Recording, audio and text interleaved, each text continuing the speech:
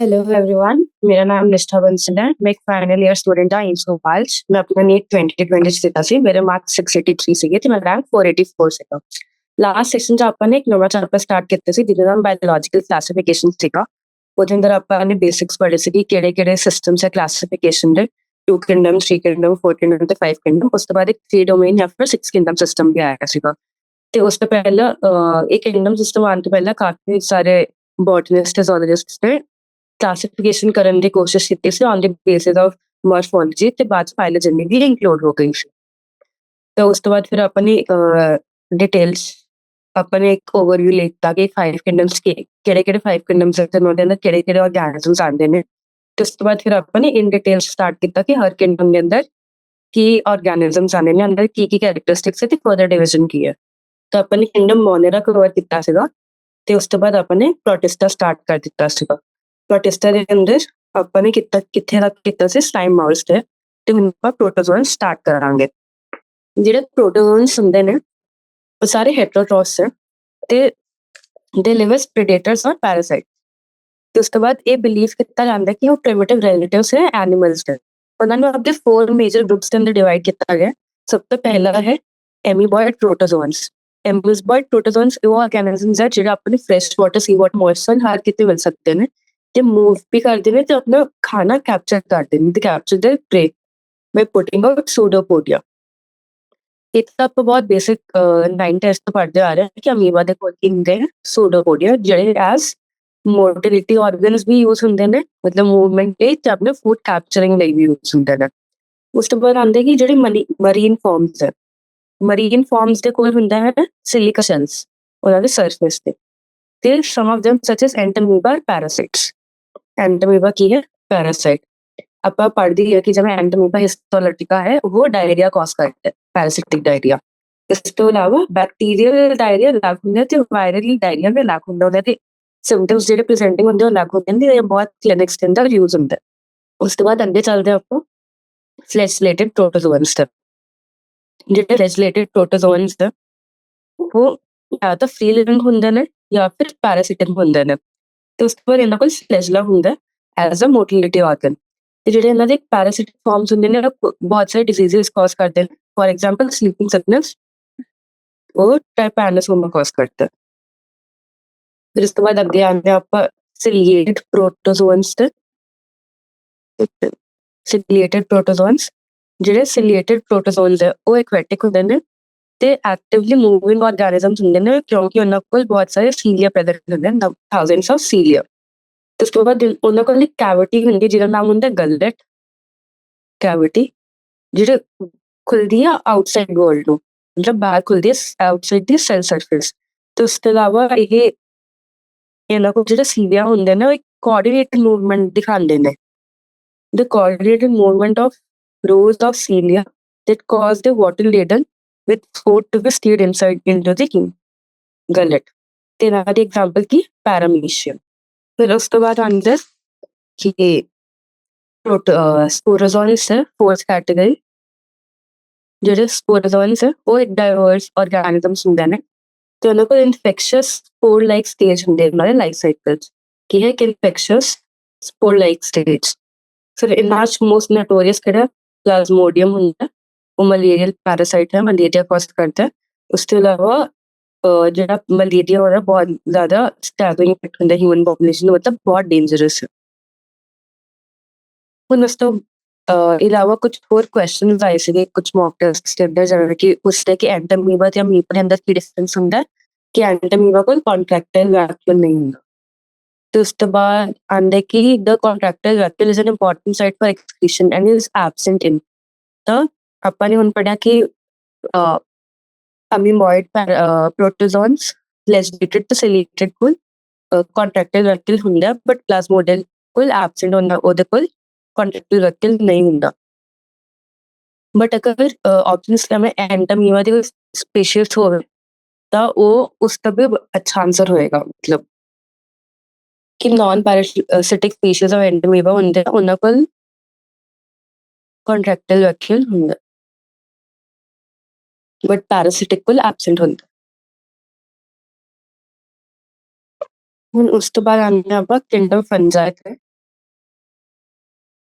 ਜਿਹੜਾ Kingdom fungi ਹੈ ਉਹ ਕਨਸਟੀਟਿਊਟ ਕਰਦੇ unique kingdom of heterotrophic organisms. ठीक है, दे show a great variety diversity in morphology ਤੇ हैबिटेट।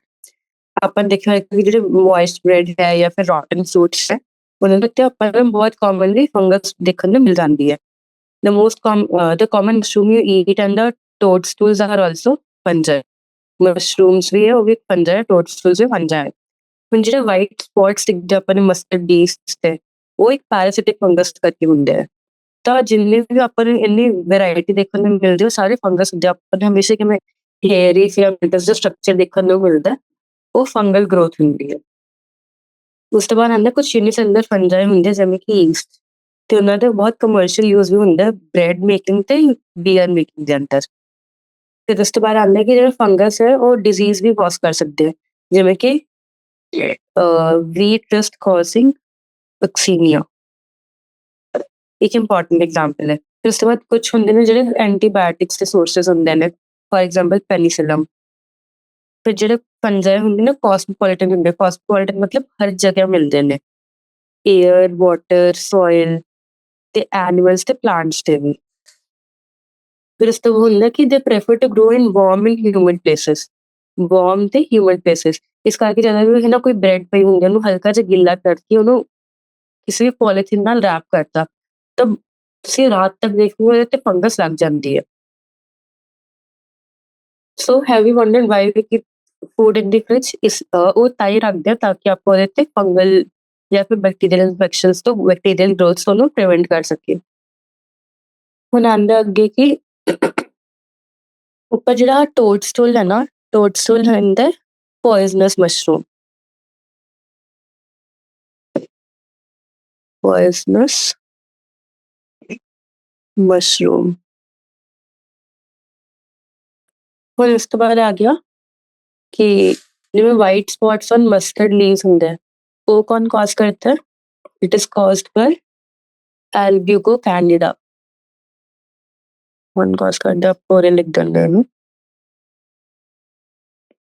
एल्ब्यूको कैंडिडा। एक ग्रुप होंगे ਜਿਹੜਾ ਹੁੰਦਾ ਫਾਈਕੋਮਾਈਸਿਸ ਉਹਦੇ ਅੰਦਰ ਆਂਦਾ।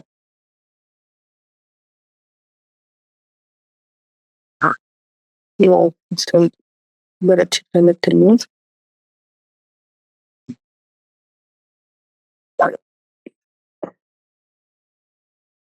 ਇਸ ਤੋਂ ਬਾਅਦ ਅੱਗੇ ਚੱਲਦੇ ਹਾਂ ਕਿ with the exception of yeast which are unicellular fungi are filamentous। Bus yeast ਨੂੰ ਛੱਡ ਕੇ ਜਿੰਨੇ ਵੀ unicellular fungus ਹੈ ਉਹਨਾਂ ਨੂੰ ਛੱਡ ਕੇ ਬਾਕੀ ਸਾਰੇ filamentous ਹੁੰਦੇ ਨੇ। ਤੇ ਉਹਨਾਂ ਦੀ ਜਿਹੜੀ ਬੋਡੀ ਹੁੰਦੀ ਹੈ it consists of long cylinder thread like structures ਜਿਨ੍ਹਾਂ ਨੂੰ ਆਪਾਂ ਕੀ ਬੋਲਦੇ ਹਾਂ? ਹਾਈਫੇ। ਤੇ ਨੈਟਵਰਕ ਆਫ ਹਾਈਫੇ ਨੂੰ ਕੀ ਬੋਲੇ ਜਾਂਦੇ? ਮਾਈਸਟੀਰੀਅਮ। some hyphae are continuous tubes filled with multi-nucleated cytoplasm। ਕੁਝ ਕੀ ਹੁੰਦੇ ਨੇ ਕਿ ਕੰਟੀਨਿਊਸ ਹੋਣਗੇ ਤੇ filled with multi-nucleated cytoplasm। these are called sinusotic hyphae। ਤੇ ਜਿਨ੍ਹਾਂ ਕੋਲ ਸੈਪਟੇ ਹੁੰਦੇ ਨੇ ਜਾਂ ਫਿਰ ਕ੍ਰਾਸ ਵਾਲਸ ਹੁੰਦੇ ਨੇ ਉਹਨਾਂ ਦੇ ਹਾਈਫੇ ਦੇ ਵਿੱਚ, ਤਾਂ ਉਹ ਐਵੇਂ ਸੈਪਟੇਟ ਹੁੰਦੇ ਨੇ, ਉਹਨਾਂ ਕੋਲ ਐਵੇਂ ਮਲਟੀ-ਨਿਊਕਲੀਏਟਡ ਸਾਈਟੋਪਲਾਜ਼ਮ ਨਹੀਂ ਹੁੰਦਾ। ਤੇ cell wall of fungi composed of, cell wall ਕਿਹਦਾ ਬਣਿਆ ਹੋਇਆ? ਕਾਈਟਿਨ ਤੇ ਪੋਲੀਸੈਕਰਾਈਡਸ ਦਾ। ਪਲਾਂਟਸ ਅੰਦਰ ਕਿਹਦਾ ਬਣਿਆ ਹੁੰਦਾ ਸੀ? ਸੈਲੂਲੋਜ਼ ਦਾ। ਤੇ ਇਸ ਤੋਂ ਇਲਾਵਾ ਆਪਾਂ ਨੂੰ ਕੀ ਪੜਿਆ ਸੀ? ਪ੍ਰੋਟਿਸਟਾ ਦੇ ਅੰਦਰ ਕੁਝ ਸਪੀਸ਼ੀਜ਼ ਦੇ ਅੰਦਰ ਮਿਲਦੀ ਹੈ ਸੈਲ ਵਾਲ, ਤੇ ਮੋਨੋਰੇ ਦੇ ਅੰਦਰ ਵੀ ਸੈਲ ਵਾਲ ਮਿਲਦੀ ਹੈ, ਬਟ ਉਹ ਕਿਹਦੀ ਬਣੀ ਹੁੰਦੀ ਹੈ? ਐਨ ਐਸਿਟਾਈਲ ਨਿਊਰਾਮਿਕ ਐਸਿਡ ਤੇ ਬਾਕੀ ਸਭ ਕੰਪਾਊਂਡਸ ਦੀ। ਹੁਣ ਕੀ ਦੇਖਿਆ ਆਪਾਂ ਨੇ? ਹਾਈਫੇ ਆਪਾਂ ਨੇ ਵਰਡ ਪੜਿਆ। ਫਿਰ ਉਸ ਤੋਂ ਬਾਅਦ ਅਗਰ ਨੈਟਵਰਕ ਆਫ ਹਾਈਫੇ ਹੋ ਤਾਂ ਮਾਈਸੀਲੀਅਮ ਹੁੰਦਾ, ਤੇ ਅਗਰ ਉਹਨੂੰ ਮਲਟੀ ਹਾਈਫੇ ਨੂੰ ਮਲਟੀ ਨਿਊਕਲੀਏਟਡ ਸਾਈਟੋਪਲਾਜ਼ਮ ਹੁੰਦੀ ਤਾਂ ਉਹਨੂੰ ਕੀ ਬੋਲਾਂਗੇ? ਸਿਨੋਸਿਟਿਕ ਹਾਈਫੇ। ਇਸ ਤੋਂ ਇਲਾਵਾ ਕੁਝ ਸੈਪਟੇਟ ਹਾਈਫੇ ਵੀ ਹੁੰਦੇ ਨੇ। ਫਿਰ ਇਹਨਾਂ ਦੀ ਸੈਲ ਵਾਲ ਕਿਹਦੀ ਬਣੀ ਹੁੰਦੀ ਹੈ? ਕਾਈਟਿਨ ਐਂਡ ਪੋਲੀਸੈਕਰਾਈਡਸ ਦੀ। ਹੁਣ ਜਿਹੜੀ ਮੋਸਟ ਫੰਗਸ ਹੁੰਦੀ ਹੈ, ਮੋਸਟ ਫੰਜਾਈ ਆਰ ਹੈਟਰੋਟ੍ਰੋਫਿਕ, ਤੇ ਕੀ ਕਰਦੇ? Absorb soluble organic matter from the dead substrates and hence are called saprophytes। ਉਸ ਤੋਂ ਇਲਾਵਾ ਕੁਝ ਡਿਪੈਂਡ ਕਰਦੇ ਨੇ ਲਿਵਿੰਗ ਪਲਾਂਟਸ ਤੇ ਐਨੀਮਲਸ ਦੇ ਉੱਤੇ ਆਪਣੇ ਨਿਊਟ੍ਰੀਸ਼ਨ ਦੀ, ਉਹਨਾਂ ਨੂੰ ਕੀ ਬੋਲਾਂਗੇ? ਪੈਰਾਸਾਈਟਸ। ਤੇ ਕੁਝ ਸਿੰਬਾਇਸਿਸ ਦੇ ਅੰਦਰ ਵੀ ਰਹਿੰਦੇ ਨੇ, ਫॉर एग्जांपल ਸਿੰਬਾਇਸਿਸ ਵਿਦ ਐਲਗੇਸ, ਲਾਈਕਨਸ ਤੇ ਰੂਟ ਆਫ ਹਾਇਰ ਪਲਾਂਟਸ ਮਾਈਕੋਰਾਈਜ਼ਾ। ਹੁਣ ਇਹਨਾਂ ਨੂੰ ਫਾਇਦਾ ਕੀ ਮਿਲਦਾ ਇਹਦੇ ਥਰੂ? ਜਿਹੜਾ ਮਾਈਕੋਰਾਈਜ਼ਾ ਹੁੰਦਾ ਉਹਨੂੰ ਉਹ ਤਾਂ ਨਾਈਟ੍ਰੋਜਨ ਫਿਕਸ ਕਰਕੇ ਦਿੰਦੇ ਨੇ ਹਾਇਰ ਪਲਾਂਟਸ ਦੀ ਰੂਟਸ ਦੇ ਅੰਦਰ, ਤੇ ਆਲਗੇ ਦੇ ਅੰਦਰ ਉਹ ਫੋਟੋਸਿੰਥੇਸਿਸ ਦੇ ਲਈ ਹੈਲਪ ਕਰਦੇ ਨੇ, ਹੈਬਿਟੇਟ ਪ੍ਰੋਵਾਈਡ ਕਰਦੇ ਨੇ ਤੇ ਉਹਨੂੰ ਫੋਟੋਸਿੰਥੇਸਿਸ ਨਾਲ ਖਾਣਾ ਦਿੰਦਾ। ਹੁਣ reproduction in fungus can take place by vegetative means. ਸਭ ਤੋਂ ਪਹਿਲਾਂ ਤਾਂ ਹੋ ਸਕਦੇ ਵੈਜੀਟੇਟਿਵ ਮੀਨਸ, ਠੀਕ ਹੈ। ਉਹਦੇ ਅੰਦਰ ਕੀ ਆ ਜਾਏਗਾ, ਫਰੈਗਮੈਂਟੇਸ਼ਨ, ਫਿਜ਼ਨ ਤੇ ਬਡਿੰਗ। ਉਸ ਤੋਂ ਬਾਅਦ ਆਉਂਦਾ ਏਸੈਕਸ਼ੁਅਲ ਰਿਪਰੋਡਕਸ਼ਨ। ਜਿਹੜਾ ਵੈਜੀਟੇਟਿਵ ਉਹ ਤਾਂ ਹੋ ਗਿਆ ਫਰੈਗਮੈਂਟੇਸ਼ਨ ਲਈ ਹੋ ਗਿਆ, ਫਿਜ਼ਨ ਲਈ ਹੋ ਗਿਆ ਜਾਂ ਫਿਰ ਬਡਿੰਗ ਲਈ। ਤੇ ਏਸੈਕਸ਼ੁਅਲ ਰਿਪਰੋਡਕਸ਼ਨ ਕਿਵੇਂ ਹੁੰਦਾ, ਸਪੋਰ ਫਾਰਮੇਸ਼ਨ ਨਾਲ, ਜਿਨ੍ਹਾਂ ਨੂੰ ਬੋਲਦੇ ਕੋਨੀਡੀਆ, ਸਪੋਰੈਂਜੀਓਸਪੋਰਸ ਜਾਂ ਫਿਰ ਜ਼ੂਸਪੋਰਸ। ਕੋਨੀਡੀਆ, ਸਪੋਰੈਂਜੀਓਸਪੋਰਸ ਜਾਂ ਫਿਰ ਜ਼ੂਸਪੋਰਸ।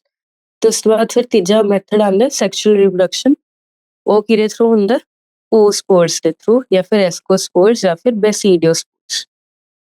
ਹੁਣ ਇਹਨਾਂ ਕੋਲ ਜਿਹੜੇ ਵੀ ਵੇਰੀਅਸ ਸਪੋਰਸ ਹੈ ਉਹਨਾਂ ਦਾ ਡਿਸਟਿੰਕਟ ਸਟਰਕਚਰ ਹੁੰਦਾ, ਮਤਲਬ they are produced in distinct structures which R called S rooting bodies. ਤੇ ਹੁਣ ਜਿਹੜੇ ਸੈਕਸ਼ੁਅਲ ਸਾਈਕਲਸ ਹੁੰਦੇ ਨੇ ਉਹਨਾਂ ਦੇ ਨਾਲ ਮੇਨਲੀ 3 ਸਟੈਪਸ ਹੁੰਦੇ ਨੇ ਹਰ ਇੱਕ ਸੈਕਸ਼ੁਅਲ ਸਾਈਕਲ ਦੇ ਅੰਦਰ ਫੰਜਾਈ ਦੇ। ਪਹਿਲਾ ਕੀ ਹੋਏਗਾ, ਫਿਊਜ਼ਨ ਆਫ ਪ੍ਰੋਟੋਪਲਾਜ਼ਮਸ ਬਿਟਵੀਨ 2 ਮੋਟਾਈਲ ਔਰ ਨਾਨ ਮੋਟਾਈਲ ਗੈਮੀਟਸ।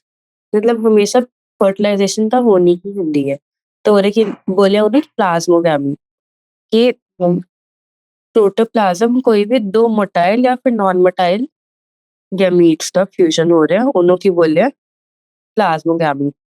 ਹੁਣ ਐਵੇਂ ਪੂਰਾ ਇੱਕ ਸਟੈਪ 'ਚ ਨਹੀਂ ਹੁੰਦਾ। ਸਭ ਤੋਂ ਪਹਿਲਾਂ ਫਿਊਜ਼ਨ ਆਫ ਪ੍ਰੋਟੋਪਲਾਜ਼ਮ ਬਾਰੇ ਸਪੈਸੀਫਾਈ ਕੀਤਾ ਗਿਆ, ਉਸ ਤੋਂ ਬਾਅਦ ਫਿਊਜ਼ਨ ਆਫ 2 ਨਿਊਕਲੀਆਈ ਹੁੰਦਾ, ਤੁਹਾਨੂੰ ਕੀ ਬੋਲਿਆ ਗਿਆ, ਕੈਰੀਓਗੈਮੀ, ਠੀਕ ਹੈ।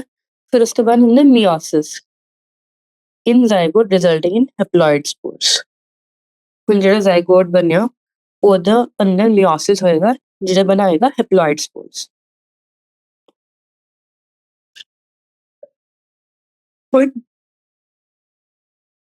ਜਦੋਂ ਇੱਕ ਫੰਗਸ ਸੈਕਸ਼ੁਅਲੀ ਰਿਪਰੋਡਿਊਸ ਕਰਦਾ, when a fungus reproduces sexually, 2 haploid hyphae of compatible mating types come together and fuse. ਕੀ ਹੁੰਦੇ, 2 haploid hyphae compatible mating types ਤੇ come together and fuse। ਇਹਦੇ ਨਾਲ ਕੀ ਪਤਾ ਚੱਲਦਾ ਕਿ ਫੰਗਸ ਕੀ ਹੈ, ਹੈਪਲੋਇਡ ਹੈ। In fungus, the fusion of 2 haploid cells immediately results in a diploid cell। ਕੁਝ ਦੇ ਅੰਦਰ ਤੇ immediately result ਹੋ ਜਾਂਦਾ ਇੱਕ diploid cell ਦੇ ਅੰਦਰ, ਜਿਹੜਾ ਹੋ ਗਿਆ 2n, ਠੀਕ ਹੈ। ਉਸ ਤੋਂ ਬਾਅਦ ਕੁਝ ਹੁੰਦਾ ਹਾਊਐਵਰ ਇਨ ਅਦਰ ਫੰਗਾਈ, ਜਿਵੇਂ ਕਿ ਐਸਕੋਬਾਈਸੀਸ ਜਾਂ ਫਿਰ ਬੈਸੀਡੀਓਮਾਈਸੀਸ, ਉਹਨਾਂ ਦੇ ਅੰਦਰ ਕੀ ਹੁੰਦਾ ਕਿ ਇੰਟਰਵੀਨਿੰਗ ਸਟੇਜ ਆਉਂਦੀ ਹੈ ਜਿਹਨੂੰ ਬੋਲਦੇ ਡਾਇਕੈਰੀਓਟਿਕ ਸਟੇਜ।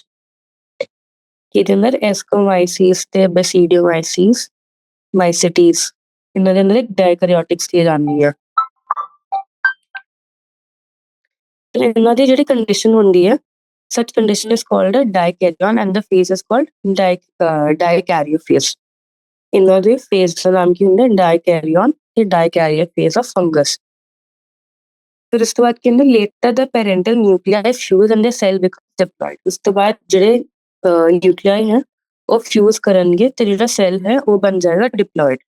ਹੁਣ ਜਿਹੜਾ fungus, the fungi forming the floating bodies in which the reduction division occurs leads to formation of haploid spores। ਤਾਂ ਉਹਦੇ ਓਵਰਆਲ ਪ੍ਰੋਸੈਸ ਕੀ ਹੋਇਆ, ਸਭ ਤੋਂ ਪਹਿਲਾਂ ਜਿਵੇਂ ਜਿਹੜੀ ਵੀ ਸੈਕਸ਼ੂਅਲ ਰਿਪਰੋਡਕਸ਼ਨ ਹੁੰਦੀ ਹੈ ਉਹਦੇ 3 ਬੇਸਿਕ ਸਟੈਪਸ ਹੁੰਦੇ ਨੇ। ਜਿਹੜੇ 3 ਬੇਸਿਕ ਸਟੈਪਸ ਹੈ ਉਹਨਾਂ ਦੇ ਅੰਦਰ ਸਭ ਤੋਂ ਪਹਿਲਾਂ ਤਾਂ ਹੋਏਗਾ ਫਿਊਜ਼ਨ ਆਫ ਪ੍ਰੋਟੋਪਲਾਜ਼ਮ। ਤਾਂ ਫਿਊਜ਼ਨ ਆਫ ਪ੍ਰੋਟੋਪਲਾਜ਼ਮ ਦਾ ਕੀ ਹੋਏਗਾ ਕਿ ਕੈਰੀਓਗੈਮੀ ਹੋਏਗੀ। ਉਸ ਤੋਂ ਬਾਅਦ ਫਿਊਜ਼ਨ ਆਫ ਪ੍ਰੋਟੋਪਲਾਜ਼ਮ ਤੋਂ ਬਾਅਦ 2 ਨਿਊਕਲੀਆਈ ਫਿਊਜ਼ ਕੀਤੇ, ਉਸ ਤੋਂ 2 ਨਿਊਕਲੀਆਈ ਫਿਊਜ਼ ਕਰ ਰਹੀਆਂ, ਮਤਲਬ ਕਿ ਕੰਪਲੀਟ ਸੈਲ ਫਿਊਜ਼ਨ ਹੋ ਗਿਆ, ਇੱਕ ਡਿਪਲੋਇਡ ਸੈਲ ਬਣ ਚੁੱਕਿਆ। ਇੱਕ ਡਿਪਲੋਇਡ ਸੈਲ ਬਣ ਚੁੱਕੀ ਹੈ ਮਤਲਬ ਉਸ ਤੋਂ ਬਾਅਦ ਕੀ ਹੋਏਗਾ, ਉਹਨਾਂ ਦੇ ਅੰਦਰ ਮੀਓਸਿਸ ਹੋਏਗਾ ਤੇ ਵਾਪਸ ਹੈਪਲੋਇਡ ਸਪੋਰਸ ਬਣ ਜਾਣਗੇ ਔਰ ਡਿਪਲੋਇਡ ਜ਼ਾਈਗੋਟ ਤੋਂ। ਤੇ ਜਦੋਂ ਡਿਪਲੋਇਡ ਜ਼ਾਈਗੋਟ ਤੋਂ ਮੀਓਸਿਸ ਹੋ ਕੇ ਹੈਪਲੋਇਡ ਸਪੋਰਸ ਬਣ ਗਏ ਤਾਂ ਉਹਦੇ ਥਰੂ ਸੈਕਸ਼ੂਅਲ ਰਿਪਰੋਡਕਸ਼ਨ ਹੁੰਦੀ ਹੈ ਔਰ ਸਪੋਰਸ ਵਾਪਸ ਰੀਗਰੋ ਕਰਨਗੇ ਸਰਫੇਸ ਤੇ ਨਿਊ ਆਰਗੈਨਿਜ਼ਮ ਜਾਂ ਫਿਰ ਨਿਊ ਫੰਜਾਈ ਦੀ ਗਰੋਥ ਹੋਏਗੀ। ਬਟ ਹੁਣ ਕੀ ਹੁੰਦਾ ਕਿ 2 ਪੋਸੀਬਿਲਿਟੀਜ਼ ਹੋ ਸਕਦੀਆਂ ਨੇ, ਜਾਂ ਤਾਂ ਇਮੀਡੀਏਟ ਫਿਊਜ਼ਨ ਹੁੰਦੀ ਹੈ ਜਾਂ ਫਿਰ ਡਿਲੇਡ ਫਿਊਜ਼ਨ ਹੁੰਦੀ ਹੈ। ਤੇ ਡਿਲੇਡ ਫਿਊਜ਼ਨ ਕਰਕੇ ਇੱਕ ਸਟੇਜ ਮਿਲਦੀ ਹੈ ਜਿਹਨੂੰ ਬੋਲਦੇ ਆ ਡਾਇਕੈਰੀਓਨ ਜਾਂ ਫਿਰ ਫੇਜ਼ ਨੂੰ ਕੀ ਬੋਲਦੇ ਹੈ? ਡਾਈਕੈਰੀਓਫੇਜ਼। ਡਾਈਕੈਰੀਓਫੇਜ਼।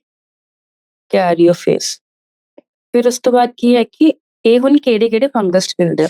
ਇਹ ਮਿਲਦਾ ਹੈ ਐਸਕੋਮਾਈਸੀਸ ਤੇ ਬੈਸੀਡੀਓਮਾਈਸੀਸ ਦੇ ਅੰਦਰ।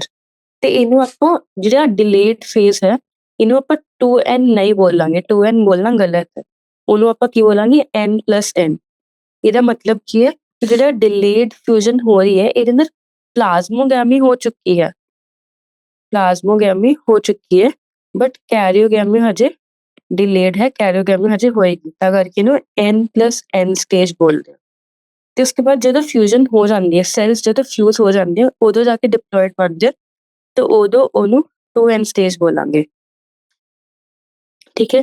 ਤੇ ਉਸ ਤੋਂ ਬਾਅਦ ਰਿਡਕਸ਼ਨ ਡਿਵੀਜ਼ਨ ਹੋ ਜਾਏਗੀ, ਤੇ ਉਸ ਤੋਂ ਬਾਅਦ ਹੈਪਲੋਇਡ ਸਪੋਰਸ ਆਣਗੀ, ਜਿਹਨੂੰ N ਹੋ ਜਾਏਗਾ, ਵਾਪਸ ਹੈਪਲੋਇਡ ਸਟੇਜ ਹੋ ਜਾਏਗਾ। ਤਾਂ ਇਹ ਸਾਰੇ ਪ੍ਰੋਸੈਸ ਇਹਨੂੰ ਧਿਆਨ ਰੱਖਦੇ, ਅਗਰ ਡਾਈਕੈਰੀਓਟਿਕ ਸਟੇਜ ਬੋਲਿਆ, ਡਾਈਕੈਰੀਓਨ ਬੋਲਿਆ, ਤਾਂ N+N ਹੈ।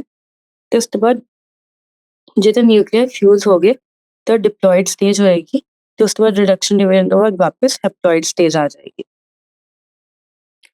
ਹੁਣ ਜਿਹੜੀ ਮੋਰਫੋਲੋਜੀ ਆਫ ਮਾਈਸੀਲੀਅਮ ਹੈ, ਤੇ ਮੋਡ ਆਫ ਸਪੋਰ ਫਾਰਮੇਸ਼ਨ ਤੇ ਫਰੂਟਿੰਗ ਬੋਡੀਜ਼ ਹੈ, ਉਹਨਾਂ ਦੇ ਬੇਸਿਸ ਤੇ ਡਿਵੀਜ਼ਨ ਆਫ ਕਿੰਗਡਮ ਹੋਈ ਹੈ ਵੇਰੀਅਸ ਕਲਾਸਿਸ ਦੇ ਅੰਦਰ। ਕਿਹੜੇ ਫੈਕਟਰਸ ਹੈ? ਮੋਰਫੋਲੋਜੀ ਆਫ ਮਾਈਸੀਲੀਅਮ ਪਹਿਲਾ, ਫਿਰ ਦੂਜਾ ਹੋ ਗਿਆ ਮੋਡ ਆਫ ਸਪੋਰ ਫਾਰਮੇਸ਼ਨ, ਜਾਂ ਤੇ ਏਸੈਕਸ਼ੁਅਲ ਹੈ ਜਾਂ ਫਿਰ ਸੈਕਸ਼ੁਅਲ ਹੈ। ਤੇ ਏਸੈਕਸ਼ੁਅਲ ਦੇ ਅੰਦਰ ਵੀ ਕਿਹੜੇ ਟਾਈਪਸ ਆਫ स्पोर्स है? oospores है, ascospores है, basidio है फॉर सेक्सुअल, या फिर कोनिडिया ओरेंजियोस्पोर्स, या फिर zoospores फॉर एसेक्सुअल। फिर उस तो बाद आंदे फ्रूटिंग बॉडीज की है।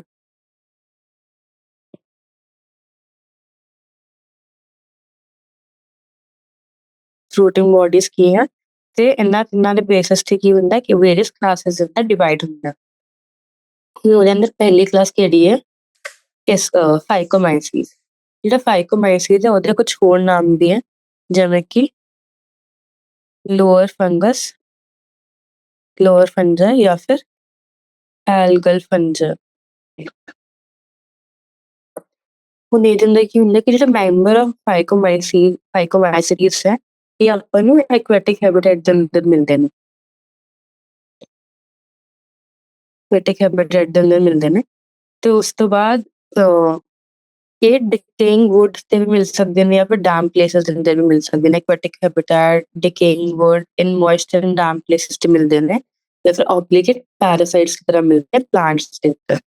ਜਿਹੜਾ ਮਾਈਸੀਲੀਅਮ ਹੁੰਦਾ ਉਹ ਏਸੈਪਟੇਟ ਹੁੰਦਾ ਤੇ ਸਿਨੋਸਿਟਿਕ ਹੁੰਦਾ। ਏਸੈਪਟੇਟ ਤੇ ਸਿਨੋਸਿਟਿਕ ਦਾ ਮਤਲਬ ਕਿ ਮਲਟੀਨਿਊਕਲੀਏਟਡ ਹੁੰਦਾ। ਹੁਣ ਜਿਹੜਾ ਇਸ ਤੋਂ ਬਾਅਦ ਏਸੈਕਸ਼ੁਅਲ ਰਿਪਰੋਡਕਸ਼ਨ ਹੁੰਦਾ, ਉਹ ਕਿਵੇਂ ਹੁੰਦਾ? ਜ਼ੂਸਪੋਰਸ ਨਾਲ ਹੋਏਗਾ, ਜਿਹੜੇ ਮੋਟਾਈਲ ਹੁੰਦੇ ਨੇ, ਜਾਂ ਫਿਰ ਐਪਲੈਨੋਸਪੋਰਸ ਨਾਲ ਹੋਏਗਾ, ਜਿਹੜੇ ਨੌਨ ਮੋਟਾਈਲ। ਜਿਹੜੇ ਸਪੋਰਸ ਹੁੰਦੇ ਨੇ, ਇਹ ਐਂਡੋਜੀਨਸਲੀ ਪ੍ਰੋਡਿਊਸ ਹੁੰਦੇ ਸਪੋਰੈਂਜੀਅਮ ਦੇ ਅੰਦਰ। ਠੀਕ ਹੈ। ਸਪੋਰੈਂਜੀਅਮ ਦੇ ਅੰਦਰ ਪ੍ਰੋਡਿਊਸ ਹੋਣਗੇ, ਤੇ ਇਹਨਾਂ ਦੇ ਜ਼ਾਈਗੋਸਪੋਰ ਬਣਦੇ ਬਾਈ ਫਿਊਜ਼ਨ ਆਫ ਟੂ ਗੈਮੀਟਸ ਨਾਲ।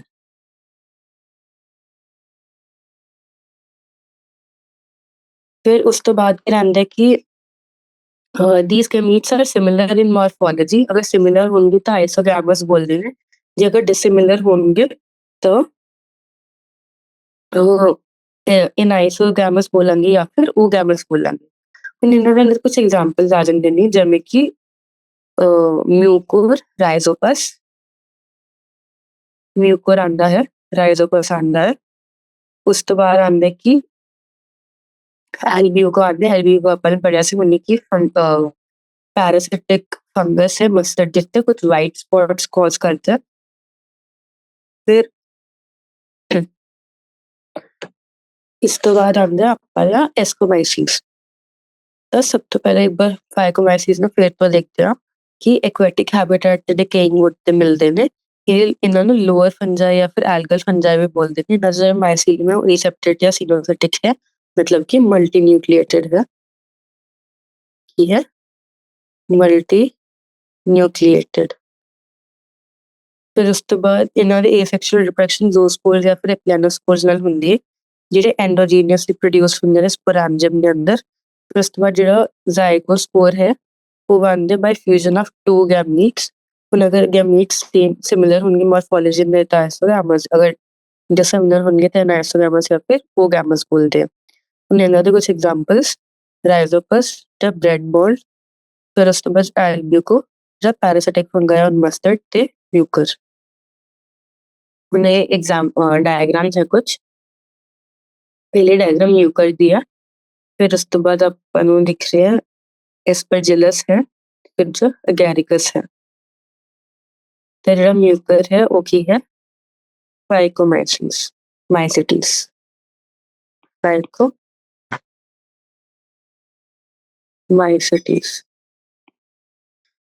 ਫਿਰ ਇਸ ਤੋਂ ਬਾਅਦ ਅੱਗੇ ਆਪਣਾ ਆਉਂਦਾ ਅਗਲੀ ਕਲਾਸ ਜਿਹੜੀ ਹੈ ਐਸਕੋਮਾਈਸੀਸ। ਜਿਹੜੀ ਐਸਕੋਮਾਈਸੀਸ ਹੁੰਦੀ ਹੈ ਉਹ ਕੀ ਹੁੰਦੀ ਹੈ? ਸੈਕ ਫੰਗਸ ਬੋਲਦੇ ਆ ਉਹਨੂੰ। ਤੇ ਜਿਹੜਾ ਐਸਕੋਮਾਈਸੀਸ ਹੁੰਦਾ ਮੋਸਟਲੀ ਮਲਟੀ ਸੈਲੂਲਰ ਹੁੰਦਾ ਐਸਕੋਮਾਈਸੀਸ। ਫਿਰ ਇਹਦੇ ਅੰਦਰ ਕੁਝ ਪੈਨੀਸੀਲੀਅਮ ਜਾਂ ਫਿਰ ਰੇਅਰਲੀ ਯੂਨੀਸੈਲੂਲਰ ਮਿਲਦੇ ਆ, ਜਿਵੇਂ ਕਿ ਈਸਟ। ਕੀ ਇਹ ਨਾ ਸੈਕ ਫੰਗਸ ਬੋਲਦੇ ਨੇ ਤੇ ਮੋਸਟਲੀ ਮਲਟੀ ਸੈਲੂਲਰ ਹੈ। ਇਹਦੇ ਅੰਦਰ ਕਿਹੜੇ ਆਰਗੈਨਿਜ਼ਮ ਆਣਗੇ? ਪੈਨੀਸੀਲੀਅਮ ਜਾਂ ਫਿਰ ਰੇਅਰਲੀ ਯੂਨੀਸੈਲੂਲਰ, ਜਿਵੇਂ ਕਿ ਈਸਟ, ਜਿਹਨੂੰ ਸੈਕਰੋਮਾਈਸੀਸ ਬੋਲਦੇ ਨੇ। ਹੁਣ ਇਹ ਜਾਂ ਤੇ ਸੈਪਰੋਫਿਟਿਕ ਹੋਣਗੇ, ਡੀਕੰਪੋਜ਼ਰਸ ਹੋਣਗੇ, ਪੈਰਾਸਿਟਿਕ ਹੋਣਗੇ, ਕਾਪਰੋਫਿਲਿਸ ਮਤਲਬ ਗਰੋ ਐਂਡ ਡੰਗ। ਹੁਣ ਇਹਨਾਂ ਜਿਹੜਾ ਮਾਈਸੀਲੀਅਮ ਹੈ ਉਹ ਬ੍ਰਾਂਚਡ ਹੈ ਤੇ ਸਬਟੇਟ ਹੈ, ਮਤਲਬ ਕਿ ਮਲਟੀ ਨਿਊਕਲੀਏਟ ਨਹੀਂ। ਹੁਣ ਜਿਹੜੇ ਇਹਨਾਂ ਦੇ ਏਸੈਕਸ਼ੁਅਲ ਸਪੋਰਸ ਹੈ ਉਹ ਕੋਨੀਡੀਅਮ ਹੁੰਦੇ ਨੇ। ਏਸੈਕਸ਼ੁਅਲ ਸਪੋਰਸ ਇਹਨਾਂ ਦੇ ਪ੍ਰੋਡਿਊਸ ਕਿਵੇਂ ਹੁੰਦੇ ਨੇ? ਐਗਜ਼ੋਜੀਨਸਲੀ। ਹੁਣ ਉਹਦੇ ਇੰਪੋਰਟੈਂਸ ਕੀ ਆਇਆ? ਆਪਾਂ ਨੇ ਉੱਪਰ ਪੜਿਆ ਕਿ ਫਾਈਕੋਮਾਈਸਿਟੀਸ ਦੇ ਅੰਦਰ ਕਿਵੇਂ ਪ੍ਰੋਡਿਊਸ ਹੁੰਦੇ ਨੇ? ਐਂਡੋਜੀਨਸਲੀ ਸਪੋਰੈਂਜਮ। ਬਟ ਉਹਦੇ ਐਸਕੋਮਾਈਸੀਸ ਦੇ ਜਿਹੜੇ ਸਪੋਰ ਪ੍ਰੋਡਕਸ਼ਨ ਹੈ ਸੈਕਸ਼ੁਅਲ, ਉਹ ਕਿਵੇਂ ਹੁੰਦੇ? ਐਗਜ਼ੋਜੀਨਸਲੀ ਕੀਤੇ ਹੁੰਦੇ ਸਪੈਸ਼ਲ ਮਾਈਸੀਲੀਅਮ ਦੇ ਅੰਦਰ, ਜਿਹਨੂੰ ਬੋਲਦੇ ਕੋਨੀਡੀਓਫੋਰਸ। ਜਿਹੜਾ ਕੋਨੀਡੀਆ ਹੁੰਦਾ ਔਨ ਜਰਮੀਨੇਸ਼ਨ ਪ੍ਰੋਡਿਊਸ ਮਾਈਸੀਲੀਅਮ। ਜਰਮੀਨੇਸ਼ਨ ਤੇ ਕੀ ਪ੍ਰੋਡਿਊਸ ਕਰਨਗੇ? ਮਾਈਸੀਲੀਅਮ।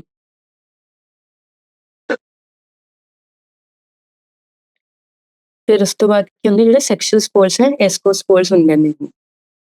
ਜਿਹੜੇ ਸੈਕਸ਼ੁਅਲ ਸਪੋਰਸ ਹੈ ਉਹ ਐਸਕੋਸਪੋਰਸ ਹੈ, ਤੇ ਜਿਹੜੇ ਐਸਕੋਸਪੋਰਸ ਹੈ ਉਹ ਐਂਡੋਜੀਨਸਲੀ ਪ੍ਰੋਡਿਊਸ ਹੁੰਦੇ ਨੇ। ਫਿਰ ਜਿਹੜੇ ਸੈਕਸ਼ੁਅਲ ਸਪੋਰਸ ਹੈ ਉਹਨਾਂ ਨੂੰ ਐਵੇਂ ਸੈਕ ਲਾਈਕ ਐਸਕਾਈ ਹੁੰਦੇ ਨੇ, ਜਿਹਨੂੰ ਬੋਲਦੇ ਸਿੰਗੂਲਰ ਐਸਕਸ। ਕੀ ਆਇਆ? ਐਸਕੋਸਪੋਰਸ ਹੈ। ਉਸ ਤੋਂ ਬਾਅਦ ਐਂਡੋਜੀਨਸਲੀ ਪ੍ਰੋਡਿਊਸ ਹੁੰਦੇ ਨੇ ਇਹ ਸੈਕ ਲਾਈਕ ਐਸਕਸ ਦੇ ਅੰਦਰ। ਠੀਕ ਹੈ। ਹੁਣ ਜਿਹੜੇ ਐਸਕਾਈ ਹੁੰਦੇ ਨੇ are arranged in different types of fruiting bodies. Different types of fruiting bodies ਦੇ ਅੰਦਰ ਅਰੇਂਜਡ, ਜਿਹਨੂੰ ਬੋਲਦੇ ਨੇ ਐਸਕੋਕਾਰਪਸ। ਤਾਂ ਕੁਛ ਹमें ਬੇਸਿਕਸ में ਕਿ ਮੈਂ ਮਾਈਸੀਲੀਅਮ ਹੈ ਜਿਹਦੇ ਉੱਤੇ ਮਤਲਬ ਇਹ ਫਿਲਾਮੈਂਟਸ ਹੈ ਫੰਗਸ ਦੇ, ਤੇ ਇਹਦੇ ਉੱਤੇ ਮੈਂ ਹੋਰ ਐਵੇਂ ਫਿਲਾਮੈਂਟਸ ਗਰੋ ਹੁੰਦੇ ਨੇ ਤੇ ਇਹਨਾਂ ਦਾ ਨੈਟਵਰਕ ਬਣਿਆ ਹੁੰਦਾ। ਤੇ ਹੁਣ ਇਹ ਸਿੰਗਲ ਦੀ ਗੱਲ ਕਰੀਏ ਤੇ ਇਹਨੂੰ ਬੋਲਾਂਗੇ ਹਾਈਫੇ, ਤੇ ਨੈਟਵਰਕ ਦੀ ਗੱਲ ਕਰੀਏ ਤੇ ਇਹਨੂੰ ਬੋਲਾਂਗੇ ਮਾਈਸੀਲੀਅਮ। ਹੁਣ ਇਹਨਾਂ ਦੇ ਉੱਤੇ ਮੈਂ ਫਰੂਟਿੰਗ ਬੋਡੀਜ਼ ਬਣੀਆਂ ਹੁੰਦੀਆਂ ਨੇ। ਠੀਕ ਹੈ। ਤੇ ਮਤਲਬ ਐਵੇਂ ਬਰਡ ਲਾਈਕ ਸਟਰਕਚਰ ਹੁੰਦਾ ਜਿਹਨੂੰ ਆਪਾਂ ਬੋਲ ਸਕਦੇ ਹਾਂ ਫਰੂਟਿੰਗ ਬੋਡੀਜ਼। ਤੇ ਫਰੂਟਿੰਗ ਬੋਡੀਜ਼ ਕੀ ਬਣਾਉਂਦੀਆਂ ਨੇ? ਇਹ ਪ੍ਰੋਡਿਊਸ ਕਰਦੀਆਂ ਨੇ ਸਪੋਰਸ। ਨੇ ਦੋ ਤਰ੍ਹਾਂ ਦੀ ਹੋ ਸਕਦੀਆਂ ਨੇ, ਜਾਂ ਤੇ ਏਸੈਕਸ਼ੁਅਲ ਹੁੰਦੇ ਨੇ ਜਾਂ ਫਿਰ ਸੈਕਸ਼ੁਅਲ ਹੁੰਦੇ ਨੇ। ਹੁਣ ਏਸੈਕਸ਼ੁਅਲ ਅੱਗੇ ਤਿੰਨ ਤਰ੍ਹਾਂ ਦੇ ਸੀਗੇ, ਕੀ ਸੀ? ਕੋਨੀਡੀਆ। ਫਿਰ ਉਸ ਤੋਂ ਬਾਅਦ ਕੋਨੀਡੀਆ ਤੋਂ ਇਲਾਵਾ ਕਿਹੜੇ ਸੀਗੇ? ਸਪੋਰੈਂਜੋਸਪੋਰਸ ਤੇ ਜ਼ੂਸਪੋਰਸ। ਸਪੋਰੈਂਜੋਸਪੋਰਸ ਤੇ ਜ਼ੂਸਪੋਰਸ। ਤੇ ਸੈਕਸ਼ੁਅਲ ਵੀ ਤਿੰਨ ਤਰ੍ਹਾਂ ਦੇ ਸੀਗੇ, ਓਸਪੋਰਸ, ਐਸਕੋਸਪੋਰਸ ਤੇ ਬੈਸੀਡੋਸਪੋਰਸ। ਹੁਣ ਇਹਨਾਂ ਸਭ ਦੇ ਫਰੂਟਿੰਗ ਬੋਡੀ ਦਾ ਨਾਮ ਵੀ ਅਲੱਗ-ਅਲੱਗ ਹੈ। ਜਿਹੜੇ ਉੱਪਰ ਤਾਂ ਆਪਣਾ ਫਾਈਕੋਮਾਈਸਿਟੀਸ ਦੇ ਅੰਦਰ ਏਸੈਕਸ਼ੁਅਲ ਰਿਪਰੋਡਕਸ਼ਨ ਸੀਗਾ, ਉਹ ਸੀਗਾ ਜ਼ੂਸਪੋਰ ਨਾਲ, ਤੇ ਉਹ ਮੋਟਾਈਲ ਹੁੰਦਾ। ਤੇ ਜਾਂ ਫਿਰ ਐਪਲੈਨੋਸਪੋਰ ਜਿਹੜਾ ਨਾਨ ਮੋਟਾਈਲ ਹੈ। ਤਾਂ ਮਤਲਬ ਉਹਦਾ ਜਿਹੜਾ ਜ਼ੂਸਪੋਰ ਹੈ ਉਹ ਹੈ ਮੋਟਾਈਲ, ਤੇ ਕੀ ਦਿੰਦਾ ਮਿਲਦਾ ਇਹ? ਫਾਈਕੋਮਾਈਸੀਸ ਦੇ ਅੰਦਰ। ਤੇ ਉਸ ਤੋਂ ਬਾਅਦ ਜਿਹੜਾ ਕੋਨੀਡੀਆ ਹੈ ਏਸੈਕਸ਼ੁਅਲ, ਇਹ ਮਿਲੇਗਾ एस्कोमाइसीज के अंदर, ठीक है। एस्कोमाइसीज के अंदर मिलते ते ਇਹਦੇ ਅੰਦਰ ਇਹਦੇ ਉੱਤੇ ਪ੍ਰੋਡਿਊਸ ਹੁੰਦਾ ਹੈ, ਮਤਲਬ ਜਿਹੜਾ ਸਟਰਕਚਰ ਪ੍ਰੋਡਿਊਸ ਕਰਦੇ ਨਾ ਕੋਨੀਡੀਓਫੋਰਸ, ਤੇ ਇਹਦੀ ਫਲੋਟਿੰਗ ਬੋਡੀ ਦਾ ਨਾਮ ਕੀ ਹੋਇਆ? ਕੋਨੀਡੀਓਸਪੋਰਸ ਫੋਰਸ। ਤੇ ਐਵੇਂ ਕਰਕੇ ਅਗਰ ਇੱਕ ਫਲੋ ਚਾਰਟ ਦੇ ਥਰੂ ਯਾਦ ਰੱਖਿਆ ਜਾਵੇ ਤਾਂ ਈਜ਼ੀਲੀ ਯਾਦ ਹੋ ਜਾਂਦਾ ਤੇ ਕਨਫਿਊਜ਼ਨ ਨਹੀਂ ਹੁੰਦੀ। ਹੁਣ ਜਿਵੇਂ ਕਿ ਹੁਣ ਸੈਕਸ਼ੂਅਲ ਸਪੋਰਸ ਦਾ ਨਾਮ ਆ ਗਿਆ ਐਸਕੋਸਪੋਰਸ। ਐਸਕੋਸਪੋਰਸ ਕੌਣ ਪ੍ਰੋਡਿਊਸ ਕਰਦੇ? ਸੈਕ ਲਾਈਕ ਐਸਕਰ ਜਾਂ ਫਿਰ ਐਸਕਸ, ਤੇ ਉਹਦੀ ਫਲੋਟਿੰਗ ਬੋਡੀ ਦਾ ਕੀ ਨਾਮ ਹੈ? ਐਸਕੋਕਾਰਪਸ, ਠੀਕ ਹੈ। ਹੁਣ ਇਸ ਤੋਂ ਬਾਅਦ ਆਉਂਦੇ ਇਹਨਾਂ ਦੇ ਕੁਝ ਐਗਜ਼ਾਮਪਲਸ, ਜਿਵੇਂ ਕਿ ਐਸਪਰਜਿਲਸ, ਕਲੈਵੀਸੈਪਸ ਤੇ ਨਿਊਰੋਸਪੋਰਾ। ਹੁਣ ਜਿਹੜੇ ਨਿਊਰੋਸਪੋਰਾ ਹੁੰਦੇ ਉਹ ਐਕਸਟੈਂਸਿਵਲੀ ਬਾਇਓਕੈਮੀਕਲ ਵਰਕ ਦੇ ਅੰਦਰ ਤੇ ਜੈਨੇਟਿਕ ਵਰਕ ਦੇ ਅੰਦਰ ਯੂਜ਼ ਹੁੰਦਾ। ਇਹਦੇ ਤੋਂ ਬਹੁਤ ਸਾਰੇ ਕੁਐਸਚਨਸ ਬਣਦੇ ਨੇ ਫੰਗਸ ਦੇ ਐਗਜ਼ਾਮਪਲਸ ਦੇ ਉੱਤੇ, ਜਾਂ ਮੈਚ ਦ ਫੋਲੋਇੰਗ ਆ ਜਾਂਦੇ ਦੇਖੀ ਉਹਨਾਂ ਦੇ ਫੰਕਸ਼ਨ ਨਾਲ ਮੈਚ ਕਰਨਾ, ਜਾਂ ਫਿਰ ਐਵੇਂ ਆ ਜਾਂਦਾ ਹੈ ਕਿ ਉਹ ਇਹਨਾਂ ਦਾ ਫੰਕਸ਼ਨ ਕੀ ਹੈ, ਜਾਂ ਫਿਰ ਟੌਕਸਿਨਸ ਦੇ ਨਾਲ, ਤਾਂ ਉਹ ਸਭ ਆ ਜਾਂਦਾ। ਇਸ ਤੋਂ ਬਾਅਦ ਕਾਫੀ ਜਿਹੜੇ ਮੈਂਬਰਸ ਹੈ ਜਿਵੇਂ ਕਿ ਮੋਰੇਲਸ ਜਾਂ ਫਿਰ ਟਰਫਲਸ, ਉਹ ਹੁੰਦੇ ਨੇ ਐਡੀਬਲ, ਤੇ ਉਹ ਕੀ ਹੁੰਦੇ ਨੇ? ਡੈਲੀਕੇਸੀਸ। ਡੈਲੀਕੇਸੀਸ ਮਤਲਬ good tasting food, high quality food, ਮਤਲਬ ਸਭ ਨੂੰ ਪਤਾ ਹੈ। ਉਸ ਤੋਂ ਬਾਅਦ ਐਡੀਬਲਸ ਹੁੰਦੇ ਨੇ ਤੇ ਇਹਨਾਂ ਨੂੰ ਡੈਲੀਕੇਸੀਸ ਕੰਸੀਡਰ ਕੀਤਾ ਜਾਂਦਾ, ਮੋਰੇਲਸ ਤੇ ਟਰਫਲਸ। ਤਾਂ ਓਵਰਆਲ ਕਿਹੜੇ ਕਿਹੜੇ ਐਗਜ਼ਾਮਪਲਸ ਪੜ੍ਹੇ ਆਪਾਂ ਨੇ? ਐਸਪਰਜਿਲਸ, ਕਲੈਵੀਸੈਪਸ, ਨਿਊਰੋਸਪੋਰਾ, ਤੇ ਉਸ ਤੋਂ ਬਾਅਦ ਮੋਰੇਲਸ ਐਂਡ ਟਰਫਲਸ।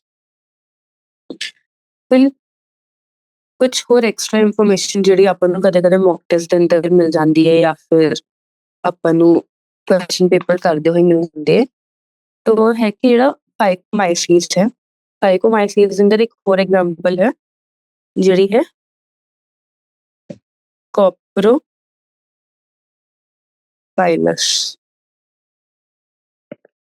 ਠੀਕ ਹੈ।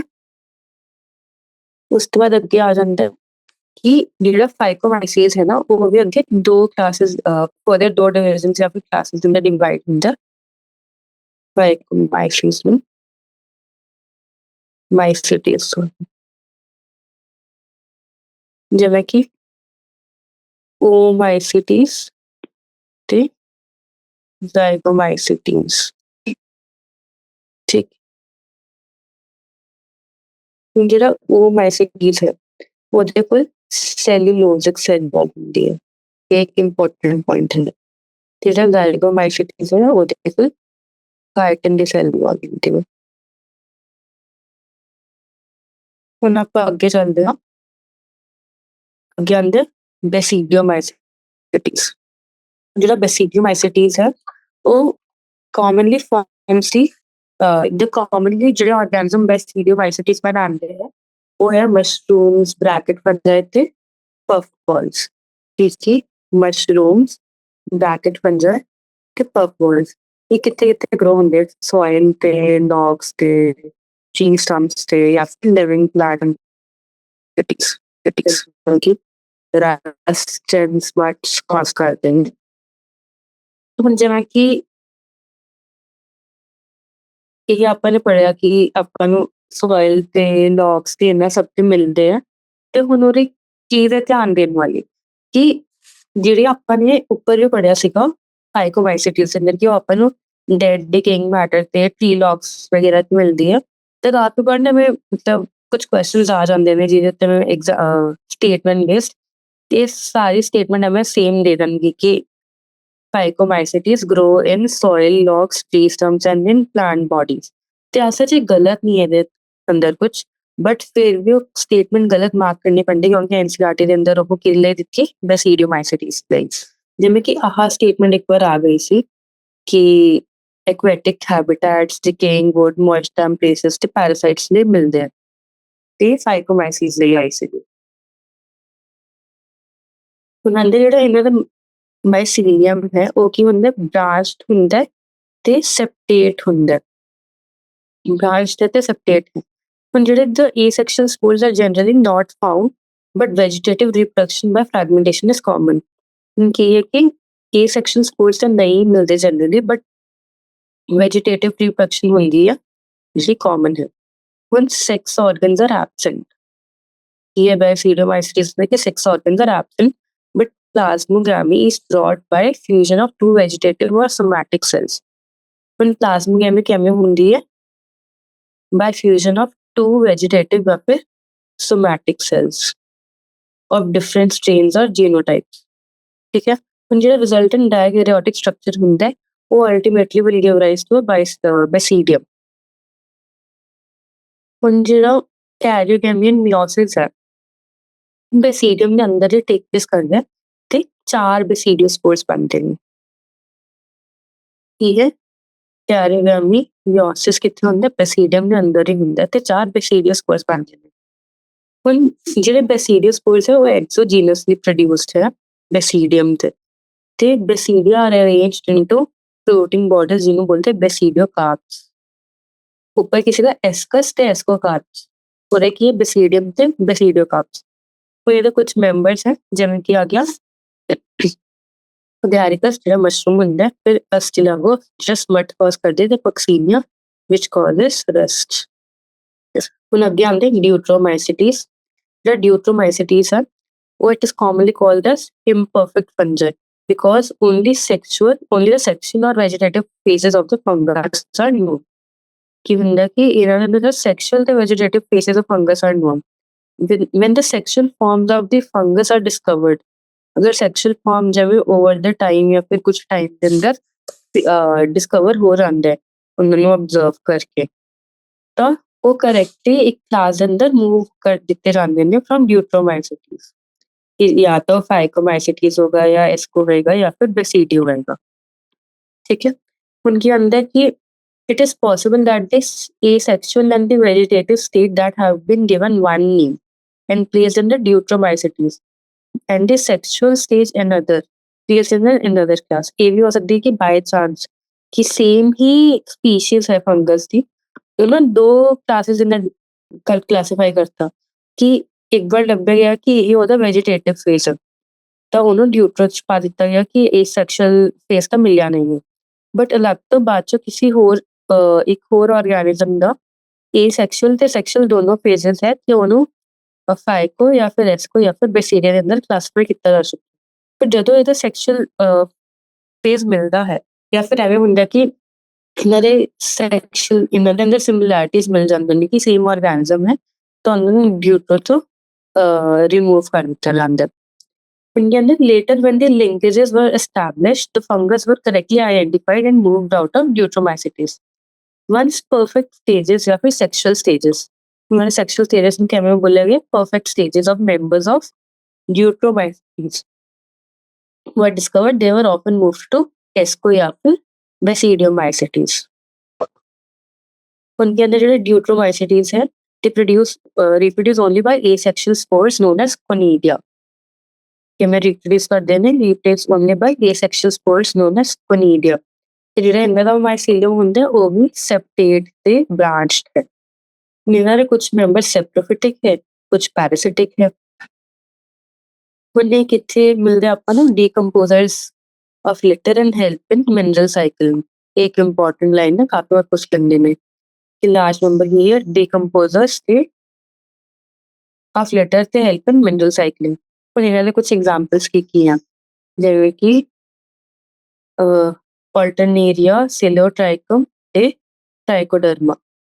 Alternaria, Coleotrichum ਤੇ Trichoderma। ਹੁਣ ਆਪਾਂ ਅੱਗੇ ਚੱਲਦੇ ਹਾਂ। ਹੁਣ ਇੰਨਾ ਹੀ ਖਤਮ ਹੋ ਜਾਂਦਾ ਕਿੰਗਡਮ ਫੰਗਸ। ਹੁਣ ਫੰਗਸ ਤੋਂ ਬਾਅਦ ਆਉਂਦਾ ਕਿੰਗਡਮ ਪਲਾਂਟੇ। ਪਲਾਂਟੇ ਦਾ ਇੱਕ ਓਵਰਵਿਊ ਹੈ ਉਹਦੇ, ਇਸ ਤੋਂ ਬਾਅਦ ਇੱਕ ਡਿਟੇਲ ਡਿਸਕ੍ਰਿਪਸ਼ਨ ਹੈ ਇੱਕ ਸੈਪਰੇਟ ਚੈਪਟਰ ਦੇ ਅੰਦਰ ਕਿੰਗਡਮ ਪਲਾਂਟੇ ਦੀ, ਤੇ ਐਵੇਂ ਸੇਮ ਹੈ ਐਨੀਮੇਲੀਆ ਲਈ। In kingdom plantae and the ਕੀ ਆਉਂਦੇ ਨੇ?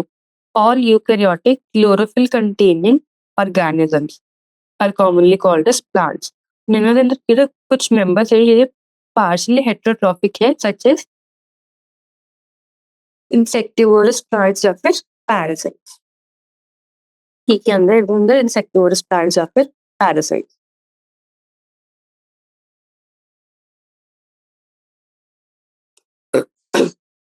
ਜਿਵੇਂ ਕਿ ਬਲੈਡਰ ਵॉट्स आ गए या फिर वीनस फ्लाईट्रैप्स है, ये सारे की हैं इंसेक्टिवोरस प्लांट्स।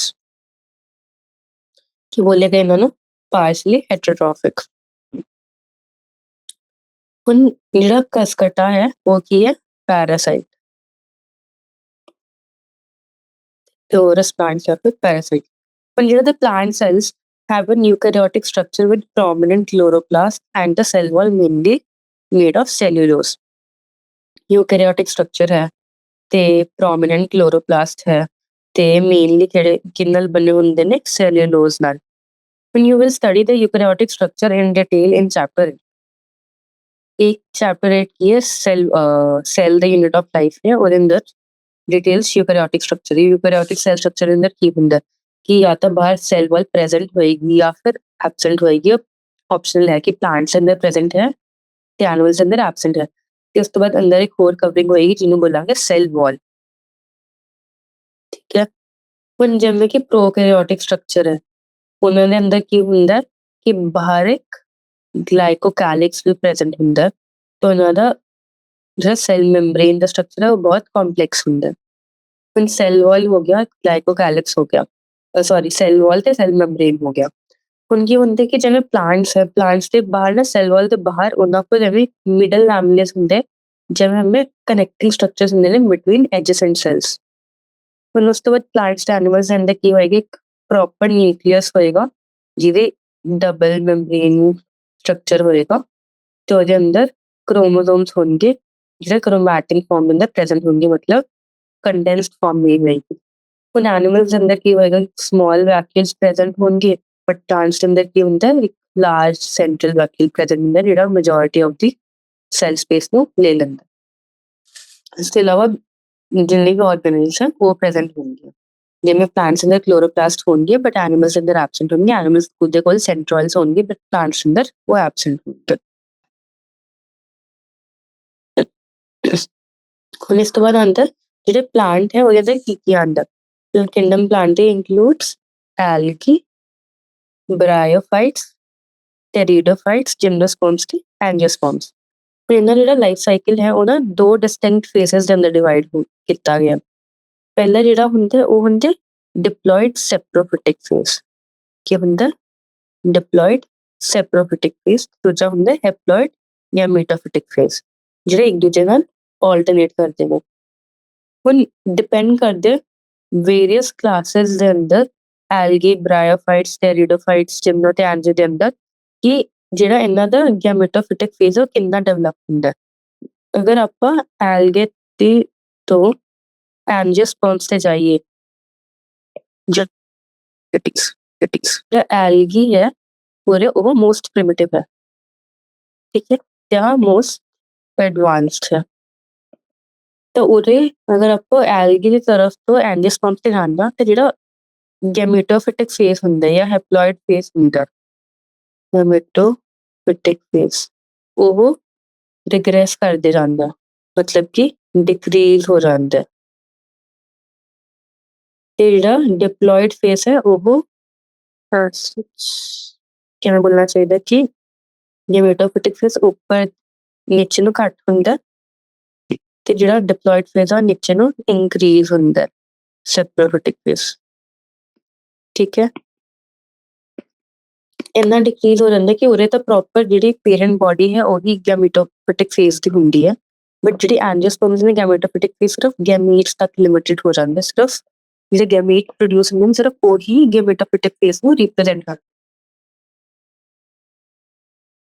ਹੁਣ ਅੱਗੇ ਆਪਾਂ ਚੱਲਦੇ ਹਾਂ। The length of the haploid and the diploid phases, whether these plants are free living or dependent on others, vary among different groups in plants.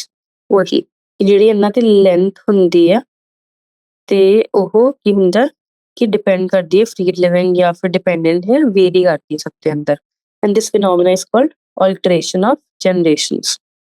ਹੁਣ ਅੱਗੇ ਆਉਂਦਾ ਕਿੰਗਡਮ ਐਨੀਮੀਲੀਆ। ਹੁਣ ਕਿੰਗਡਮ ਐਨੀਮੀਲੀਆ ਦੇ ਅੰਦਰ ਕੀ ਹੁੰਦਾ ਕਿ ਕੀ ਹੁੰਦੇ ਹੈਟਰੋਟ੍ਰੋਫਿਕ ਯੂਕੈਰੀਓਟਸ ਹੁੰਦੇ ਨੇ, ਮਲਟੀ ਸੈਲੂਲਰ ਹੁੰਦੇ ਨੇ ਤੇ ਸੈਲ ਵਾਲ ਲੈਕ ਕਰਦੇ ਨੇ, ਲੈਕ ਸੈਲ ਵਾਲ। ਹੁਣ ਡਾਇਰੈਕਟਲੀ ਔਰ indirectly depend on plants for food, ਜਾਂ ਤਾਂ ਡਾਇਰੈਕਟਲੀ ਜਾਂ ਫਿਰ ਇਨਡਾਇਰੈਕਟਲੀ। ਹੁਣ ਕੀ ਹੁੰਦਾ ਕਿ ਜਿਹੜੇ ਐਨੀਮਲਸ ਹੈ ਉਹ ਆਪਣੇ ਫੂਡ ਡਾਈਜੈਸਟ ਕਰਦੇ ਨੇ in an internal cavity and store food reserves as glycogen ਔਰ ਫੈਟ।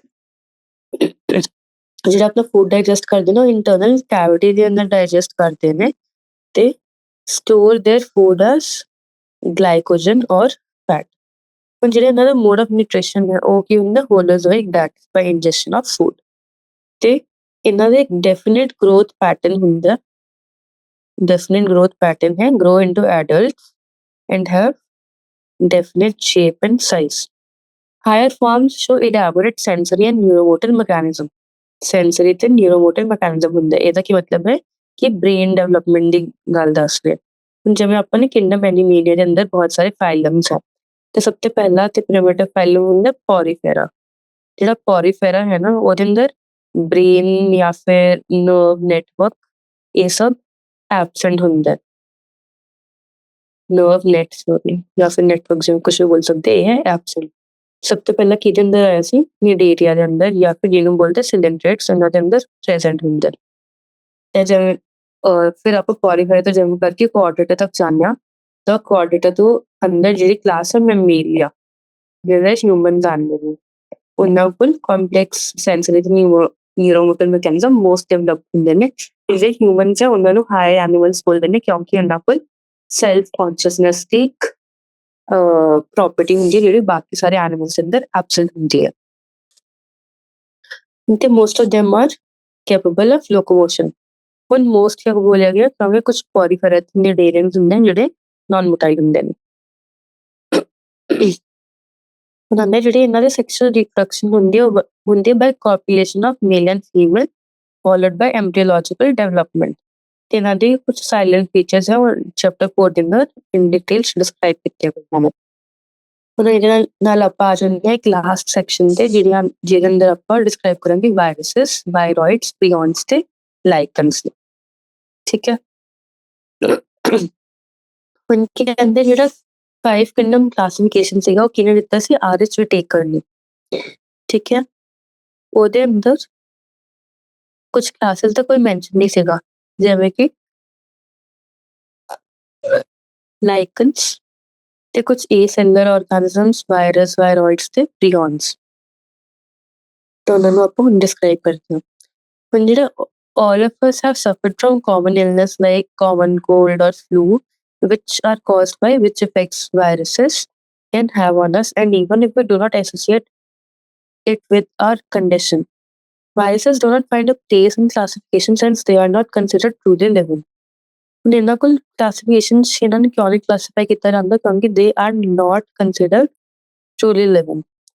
ਹੁਣ if we understand living as the organisms that have cell structures, ਜੇ ਅਗਰ ਆਪਾਂ ਬੋਲਿਆ ਜਾਏ ਕਿ ਲਿਵਿੰਗ ਉਹ ਆਰਗੈਨਿਜ਼ਮਸ ਨੇ ਜਿਨ੍ਹਾਂ ਕੋਲ ਇੱਕ ਸੈਲ ਸਟਰਕਚਰ ਹੈ।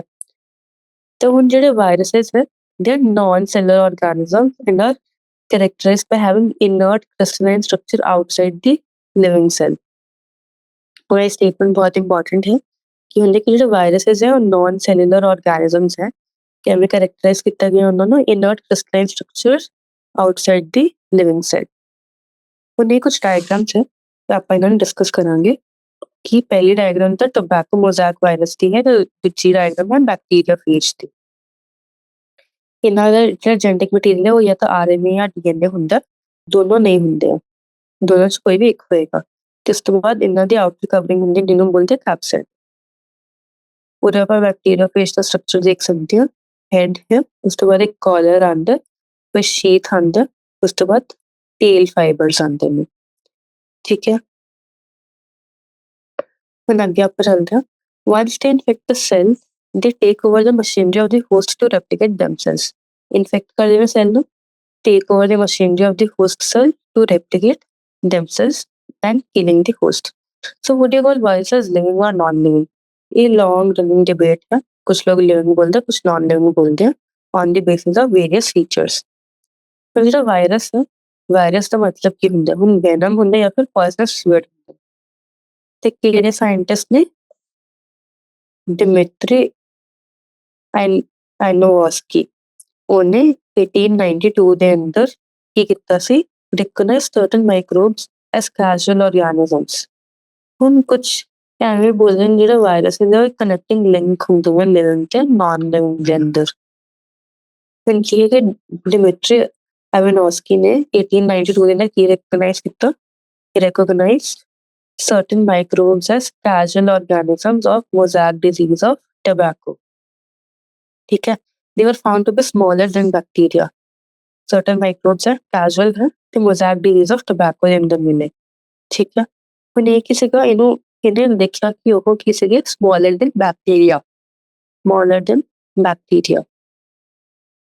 ਠੀਕ ਹੈ, ਬਿਕੋਜ਼ ਉਹ ਕੀ ਹੁੰਦੇ ਸੀ, ਬੈਕਟੀਰੀਆ ਥਰੂ ਫਿਲਟਰ ਦੇ ਥਰੂ ਪਾਸ ਹੋ ਸਕਦੇ ਸੀਗੇ। ਹੁਣ ਉਸ ਤੋਂ ਬਾਅਦ ਇੱਕ ਹੋਰ ਸਾਇੰਟਿਸਟ ਹੈ NW ਬੇਜ਼ਰਨਿਕ, ਉਹਨਾਂ ਨੇ ਕੀ ਡੈਮੋਨਸਟ੍ਰੇਟ ਕੀਤਾ ਕਿ ਜਿਹੜੇ ਐਕਸਟ੍ਰੈਕਟਸ ਆਫ ਇਨਫੈਕਟਡ ਪਲਾਂਟਸ ਹੈ, extract of the infected plant of tobacco could cause infection in healthy plants and named the new pathogen as virus। नाम किन्हें दिता, virus, and called the fluid as contagion vivien fluid, मतलब infectious living fluid। की बोले infectious living fluid। ਉਸ ਤੋਂ ਬਾਅਦ ਇੱਕ ਹੋਰ ਸਾਇੰਟਿਸਟ ਹੈ ਜਿਹਦਾ ਨਾਮ ਸੀਗਾ WM ਸਟੈਨਲੀ, 1935 ਦੇ ਅੰਦਰ। ਤੇ ਉਹਨਾਂ ਨੇ ਕੀ ਦਿਖਾਇਆ ਕਿ ਜਿਹੜਾ ਵਾਇਰਸ ਹੈ ਨਾ, ਉਹ ਕ੍ਰਿਸਟਲਾਈਜ਼ ਕਰ ਸਕਦੇ ਨੇ, and the crystals consist largely of protein। They can be crystallized and crystals largely consisted of protein। उनकी है कि they are inert outside their specific cell, host cell। ते वायरस की होएगा मतलब कि obligate parasites। ठीक है, ਹੁਣ ਆਂਦੇ कि ਜਿਹੜੇ in addition to proteins, viruses also contain genetic material। ਹੁਣ ਕੀ ਹੈ, in addition to proteins, viruses ਦੇ ਅੰਦਰ ਕੀ ਹੁੰਦਾ, genetic material। It could be either RNA or DNA, but ਦੋਨੋਂ ਨੇ। ठीक है, no virus contain both RNA और DNA। ਹੁਣ ਜਿਹੜਾ ਇੱਕ ਵਾਇਰਸ ਹੈ, ਉਹਦੇ ਅੰਦਰ ਨਿਊਕਲੀਓਪ੍ਰੋਟੀਨ ਹੈ। A virus is a nucleoprotein and the genetic material is infectious। हम basically virus को क्या बोल सकते हैं, it is a nucleoprotein with their genetic material is infectious। In general, virus ਜਿਹੜੇ plants ਨੂੰ infect ਕਰਦੇ ਨੇ, viruses which infect the plants, ਉਹਨਾਂ ਕੋਲ ਕੀ ਹੁੰਦਾ, single stranded RNA ਹੁੰਦਾ। ਤੇ viruses ਜਿਹੜੇ infect ਕਰਦੇ ਨੇ animals ਨੂੰ, ਉਹ either single है या फिर double stranded RNA है या फिर डबल स्ट्रैंडेड DNA है। ਕੀ मतलब ਹੋਇਆ ਕਿ ਸਿੰਗਲ ਸਟ੍ਰੈਂਡਡ RNA ਹੈ ਪਲਾਂਟਸ ਲਈ, ਫਿਰ ਉਸ ਤੋਂ ਬਾਅਦ ਸਿੰਗਲ ਸਟ੍ਰੈਂਡਡ ਜਾਂ ਫਿਰ ਡਬਲ ਸਟ੍ਰੈਂਡਡ RNA ਜਾਂ ਹੋਰ ਡਬਲ ਸਟ੍ਰੈਂਡਡ DNA, ਇਹ ਕਿਹਦੇ ਲਈ ਹੈ, ਐਨੀਮਲਸ ਲਈ। मतलब ਸਿੰਗਲ ਸਟ੍ਰੈਂਡਡ DNA ਨਹੀਂ ਬੋਲਿਆ ਗਿਆ ਹਜੇ।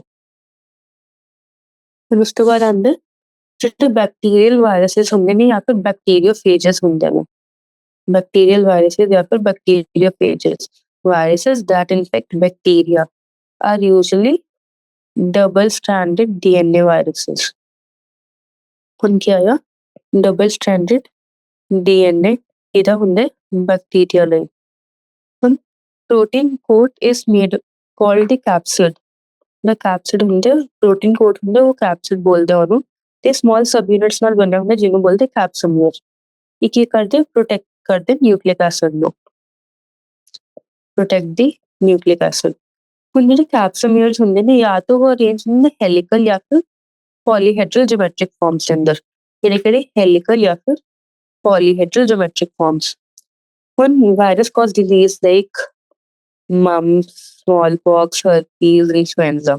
ਜਿਹੜਾ AIDS ਹੈ, it is also caused by a virus। In plants, the symptoms can be, plants ਦੇ ਕਿਹੜੇ symptoms ਹੁੰਦੇ ਨੇ, mosaic formation, leaf rolling, curling या फिर yellowing and vein clearing, dwarfing या फिर stunted growth। ਹੁਣ ਇਹ ਲਾਈਨ ਇੰਪੋਰਟੈਂਟ ਹੈ ਕਿਉਂਕਿ ਇਹਦੇ ਉੱਤੇ ਆ ਜਾਂਦਾ ਕੁਐਸਚਨ ਕਿ ਪਲਾਂਟਸ ਦੇ ਕੀ ਕੀ ਸਿੰਪਟਮਸ ਦਿਖਦੇ ਨੇ, mosaic formation, leaf rolling, curling, yellowing and vein clearing, dwarfism या फिर stunted growth। ठीक है, ਹੁਣ ਵਾਇਰਸ ਦੇ ਬਾਰੇ ਕੁਝ ਐਕਸਟਰਾ ਪੁਆਇੰਟਸ ਦੇਖਦੇ ਹਾਂ ਕਿ ਜਿਹੜਾ TMV ਹੈ, ਇਹ ਆਪਾਂ ਡਾਇਗਰਾਮ ਦੇ ਅੰਦਰ ਦੇਖ ਸਕਦੇ ਹਾਂ। ਇਹਦੇ ਕੋਲ ਕੀ ਹੁੰਦਾ, ਹੈਲੀਕਲ ਸਿਸਟਮ ਹੁੰਦਾ ਇਹਦੇ ਕੋਲ, ਕੈਪਸੂਮੀਅਰ ਅਰੇਂਜਮੈਂਟ ਦਾ। ਤੇ ਜਿਹੜਾ ਬੈਕਟੀਰੀਓਫੇਜ ਹੈ, ਇਹਦੇ ਕੋਲ ਕੀ ਹੈ, ਪੋਲੀਹੈਡਰਲ ਸਿਸਟਮ। ਠੀਕ ਹੈ, ਹੁਣ ਜਿਹੜਾ TMV ਕਿਹਨੇ ਡਿਸਕਵਰ ਕੀਤਾ ਸੀ, ਹੁਣ ਆਪਾਂ ਨੇ ਥਿਊਰੀ ਦੇ ਅੰਦਰ ਪੜ੍ਹਿਆ, discovered ਬਾय DJ Ivanovsky।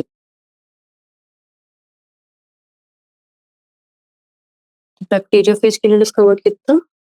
Thornton D रेले। थॉर्टन डी रेले। ਉਸ ਤੋਂ ਬਾਅਦ ਆਉਂਦਾ ਕਿ ਜਿਹੜੇ ਕੁਝ ਵਾਇਰਸ ਹੁੰਦੇ ਨਾ ਉਹਨਾਂ ਕੋਲ ਐਕਸਟਰਾ ਕਵਰਿੰਗ ਜਾਂ ਫਿਰ ਲੇਅਰ ਹੁੰਦੀ ਹੈ ਜਿਹੜੇ ਲਿਪਿਡ ਨਾਲ ਬਣੀ ਹੁੰਦੀ ਹੈ ਤੇ ਜਾਂ ਫਿਰ ਤੇ ਲਿਪਿਡ ਐਂਡ ਗਲਾਈਕੋਪ੍ਰੋਟੀਨ ਨਾਲ ਤੇ ਉਹਨੂੰ ਬੋਲਦੇ ਐਨਵੈਲਪ। ਤੇ ਜਿਹੜੇ ਵਾਇਰਸਸ ਕੋਲ ਉਹ ਐਨਵੈਲਪ ਹੁੰਦਾ ਉਹਨੂੰ ਬੋਲਦੇ ਐਨਵੈਲਪਡ ਵਾਇਰਸਸ। ਕੀ ਦੱਸਾਂ ਮੈਂ ਇਹ ਕੁਝ ਵਾਇਰਸਸ ਕੋਲ some viruses have an extra covering ਕਿਹਦੀ ਬਣੀ ਹੁੰਦੀ ਹੈ ਲਿਪਿਡਸ ਐਂਡ ਗਲਾਈਕੋਪ੍ਰੋਟੀਨ। ਉਹਨੂੰ ਬੋਲਦੇ ਕੀ ਆ ਐਨਵੈਲਪ। ਤੇ ਵਾਇਰਸਸ ਨੂੰ ਕੀ ਬੋਲਦੇ ਨੇ ਐਨਵੈਲਪ ਵਾਇਰਸਸ। ਠੀਕ ਹੈ ਤੇ ਉਹਨਾਂ ਦੀ ਐਗਜ਼ਾਮਪਲ ਕੀ ਹੈ ਜਿਵੇਂ ਕਿ ਏਡਸ ਸੌਰੀ ਮਤਲਬ ਏਡਸ ਕਾਜ਼ਿੰਗ ਵਾਇਰਸ HIV। ਠੀਕ ਹੈ ਹੁਣ ਕੁਝ ਵਾਇਰਸਸ ਹੈ ਜਿਹੜੇ ਹੁੰਦੇ ਨੇ ਰੈਟਰੋ ਵਾਇਰਸਸ ਮਤਲਬ ਉਹ ਹਿਊਮਨ ਬੋਡੀ ਜਾਂ ਫਿਰ ਹੋਸਟ ਬੋਡੀ ਦੇ ਅੰਦਰ ਜਾ ਕੇ ਜਿਹਨੂੰ ਵੀ ਉਹ ਇਨਫੈਕਟ ਕਰਦੇ ਨੇ ਉੱਥੇ ਰਿਵਰਸ ਟ੍ਰਾਂਸਕ੍ਰਿਪਸ਼ਨ ਕਰਦੇ ਨੇ ਇਹ ਤਾਂ ਉਹਨਾਂ ਦੇ ਵਾਇਰਸਸ ਦੇ ਐਗਜ਼ਾਮਪਲ ਹੈ HIV ਰਾਈਨੋ ਵਾਇਰਸ ਤੇ ਕੋਰੋਨਾ ਵਾਇਰਸ। ਠੀਕ ਹੈ ਹੁਣ ਉਸ ਤੋਂ ਬਾਅਦ ਹੈ ਕੁਝ ਐਗਜ਼ਾਮਪਲਸ ਵਾਇਰਸਸ ਦੀਆਂ ਜਿਹੜੀਆਂ ਇੰਪੋਰਟੈਂਟ ਹੈ ਤੇ ਆਪਾਂ ਨੂੰ ਪ੍ਰੀਵੀਅਸ ਈਅਰ ਕੁਐਸਚਨ ਦੇ ਅੰਦਰ ਮਿਲਦੀਆਂ ਨੇ ਤਾਂ ਉਹਨਾਂ ਦੀ ਇੱਕ ਲਿਸਟ ਹੈ ਉਹ ਮੈਂ ਦੱਸਦੀ ਹਾਂ। ਸਭ ਤੋਂ ਪਹਿਲਾਂ ਆ ਗਿਆ ਜਿਹੜੇ ਹੈ बैक्टीरियल वायरसेस या फिर बैक्टीरियोफेजेस बैक्टीरियल वायरसेस या बैक्टीरियोफेजेस। ठीक है ਇਹਦੇ ਅੰਦਰ ਇਹ ਜਨਰਲੀ ਕਿਹੜੇ ਹੁੰਦੇ ਨੇ ਜਨਰਲੀ ਡਬਲ ਸਟੈਂਡਰਡ DNA ਹੁੰਦੇ ਇਹਨਾਂ ਕੋਲ। ਇਹਨਾਂ ਦੇ ਐਗਜ਼ਾਮਪਲਸ ਕੀ ਆ लैम्डाफेज बट एक एग्जाम्पल है जिनमें कि एक्सेप्शंस की ने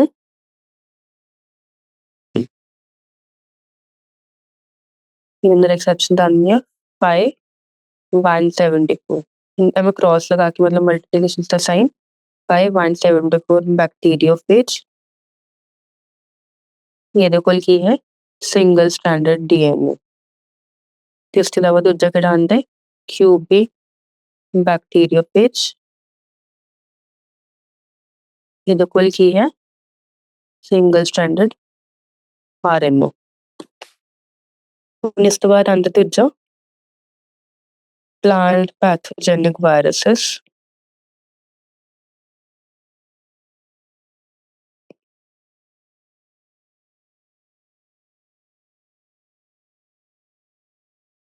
ये ਕੀ ਹੁੰਦੇ ਨੇ generally single stranded RNA।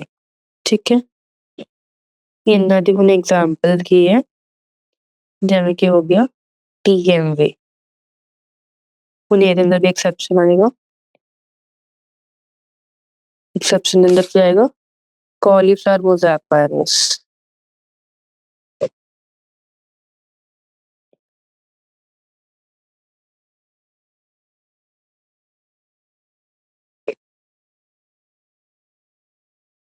ਉਹਦੇ ਅੰਦਰ ਕੀ ਹੁੰਦਾ ਡਬਲ ਸਟੈਂਡਰਡ DNA। ਠੀਕ ਹੈ ਹੁਣ ਇਸ ਤੋਂ ਬਾਅਦ ਤੀਜਾ ਆਏਗਾ एनिमल पैथोजेनिक वायरस। ਹੁਣ ਇਹਦੇ ਅੰਦਰ ਤਾਂ ਸਭ ਕੁਝ ਮਿਲਦਾ ਹੀ ਹੈ ਇਹਦੇ ਅੰਦਰ ਜਨਰਲੀ ਕਿਹੜਾ ਕਿਹੜਾ ਪ੍ਰੈਜ਼ੈਂਟ ਹੁੰਦਾ ਸਿੰਗਲ ਸਟੈਂਡਰਡ RNA ਜਾਂ ਫਿਰ डबल स्टैंडर्ड RNA या फिर डबल स्टैंडर्ड DNA।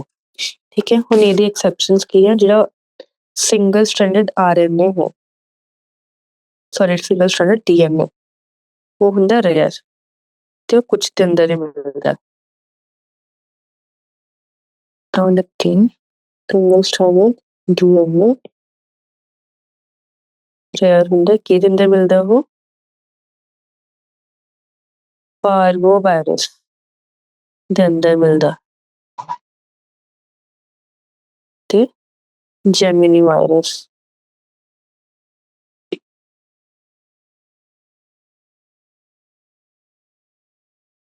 ਠੀਕ ਹੈ। ਇਸ ਤੋਂ ਇਲਾਵਾ ਹੁਣ ਅੱਗੇ ਚੱਲਦੇ ਹਾਂ।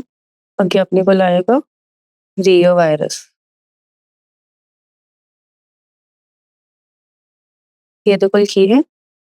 Double stranded RNA.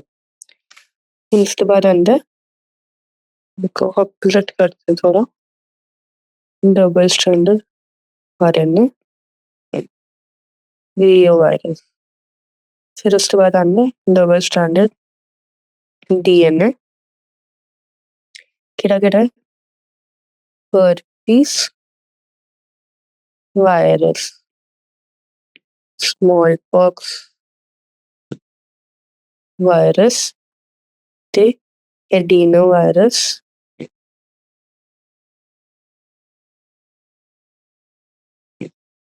या फिर वेरियोला वायरस। फिर उसके बाद आते हैं, ये हो गया single stranded RNA. Polio virus, Ebola virus, मैं सिर्फ हमें नाम लिख देनी हूँ, बट इस सब ਦੇ ਪਿੱਛੇ ਵਾਇਰਸ ਆਏਗਾ। ਮਮਸ ਵਾਇਰਸ, ਫਿਰ ਜ਼ੀਕਾ ਵਾਇਰਸ, ਫਿਰ ਨੀਪਾ virus,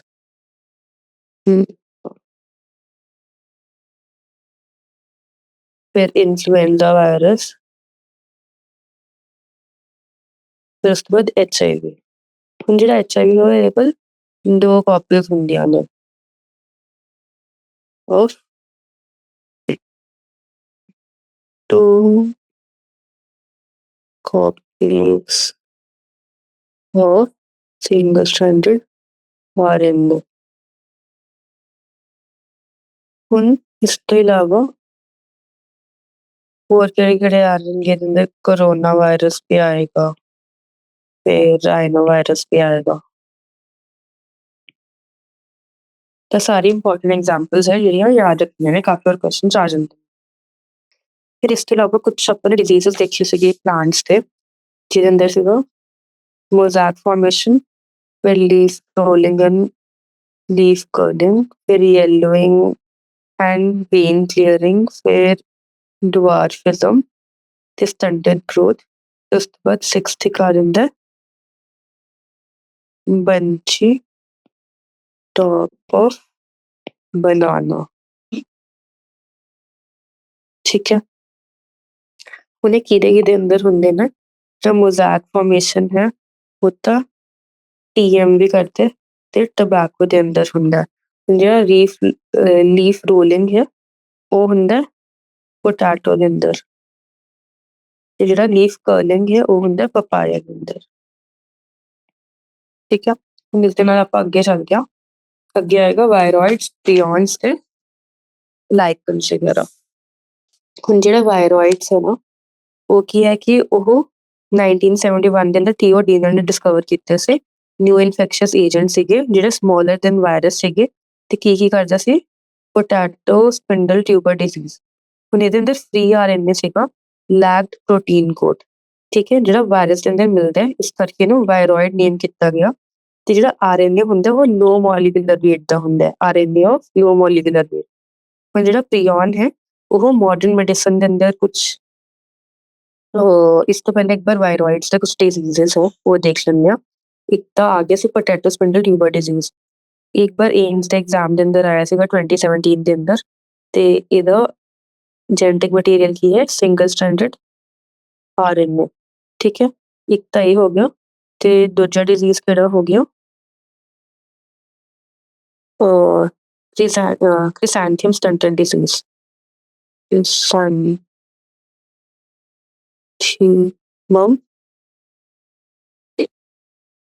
stunted chrysanthemum stunted disease. ਫਿਰ ਇਸ ਤੋਂ ਬਾਅਦ ਆਉਂਦਾ ਪ੍ਰੀਓਨਸ ਜਿਹੜੇ ਹੁੰਦੇ ਨੇ ਉਹ ਇਨਫੈਕਸ਼ੀਅਸ ਨਿਊਰੋਲੋਜੀਕਲ ਡਿਜ਼ੀਜ਼ਸ ਕਰਦੇ ਨੇ ਤੇ transmitted by an agent consisting of abnormally folded protein. ਠੀਕ ਹੈ, ਜਿਹੜਾ ਏਜੰਟ ਸੀਗਾ ਇਹ similar to virus, similar to size and virus ਸੀਗਾ। ਇਸ ਤੋਂ ਬਾਅਦ ਇਹ ਏਜੰਟਸ ਨੂੰ ਪ੍ਰੀਓਨਸ ਬੋਲਿਆ ਗਿਆ। Mostly notably, the diseases caused by prion are bovine spongiform encephalopathy, and which is commonly called as mad cow disease in cattle, and an analogous variant, Creutzfeldt-Jakob disease, ਜਿਹੜਾ humans ਦੇ ਅੰਦਰ ਮਿਲਦਾ।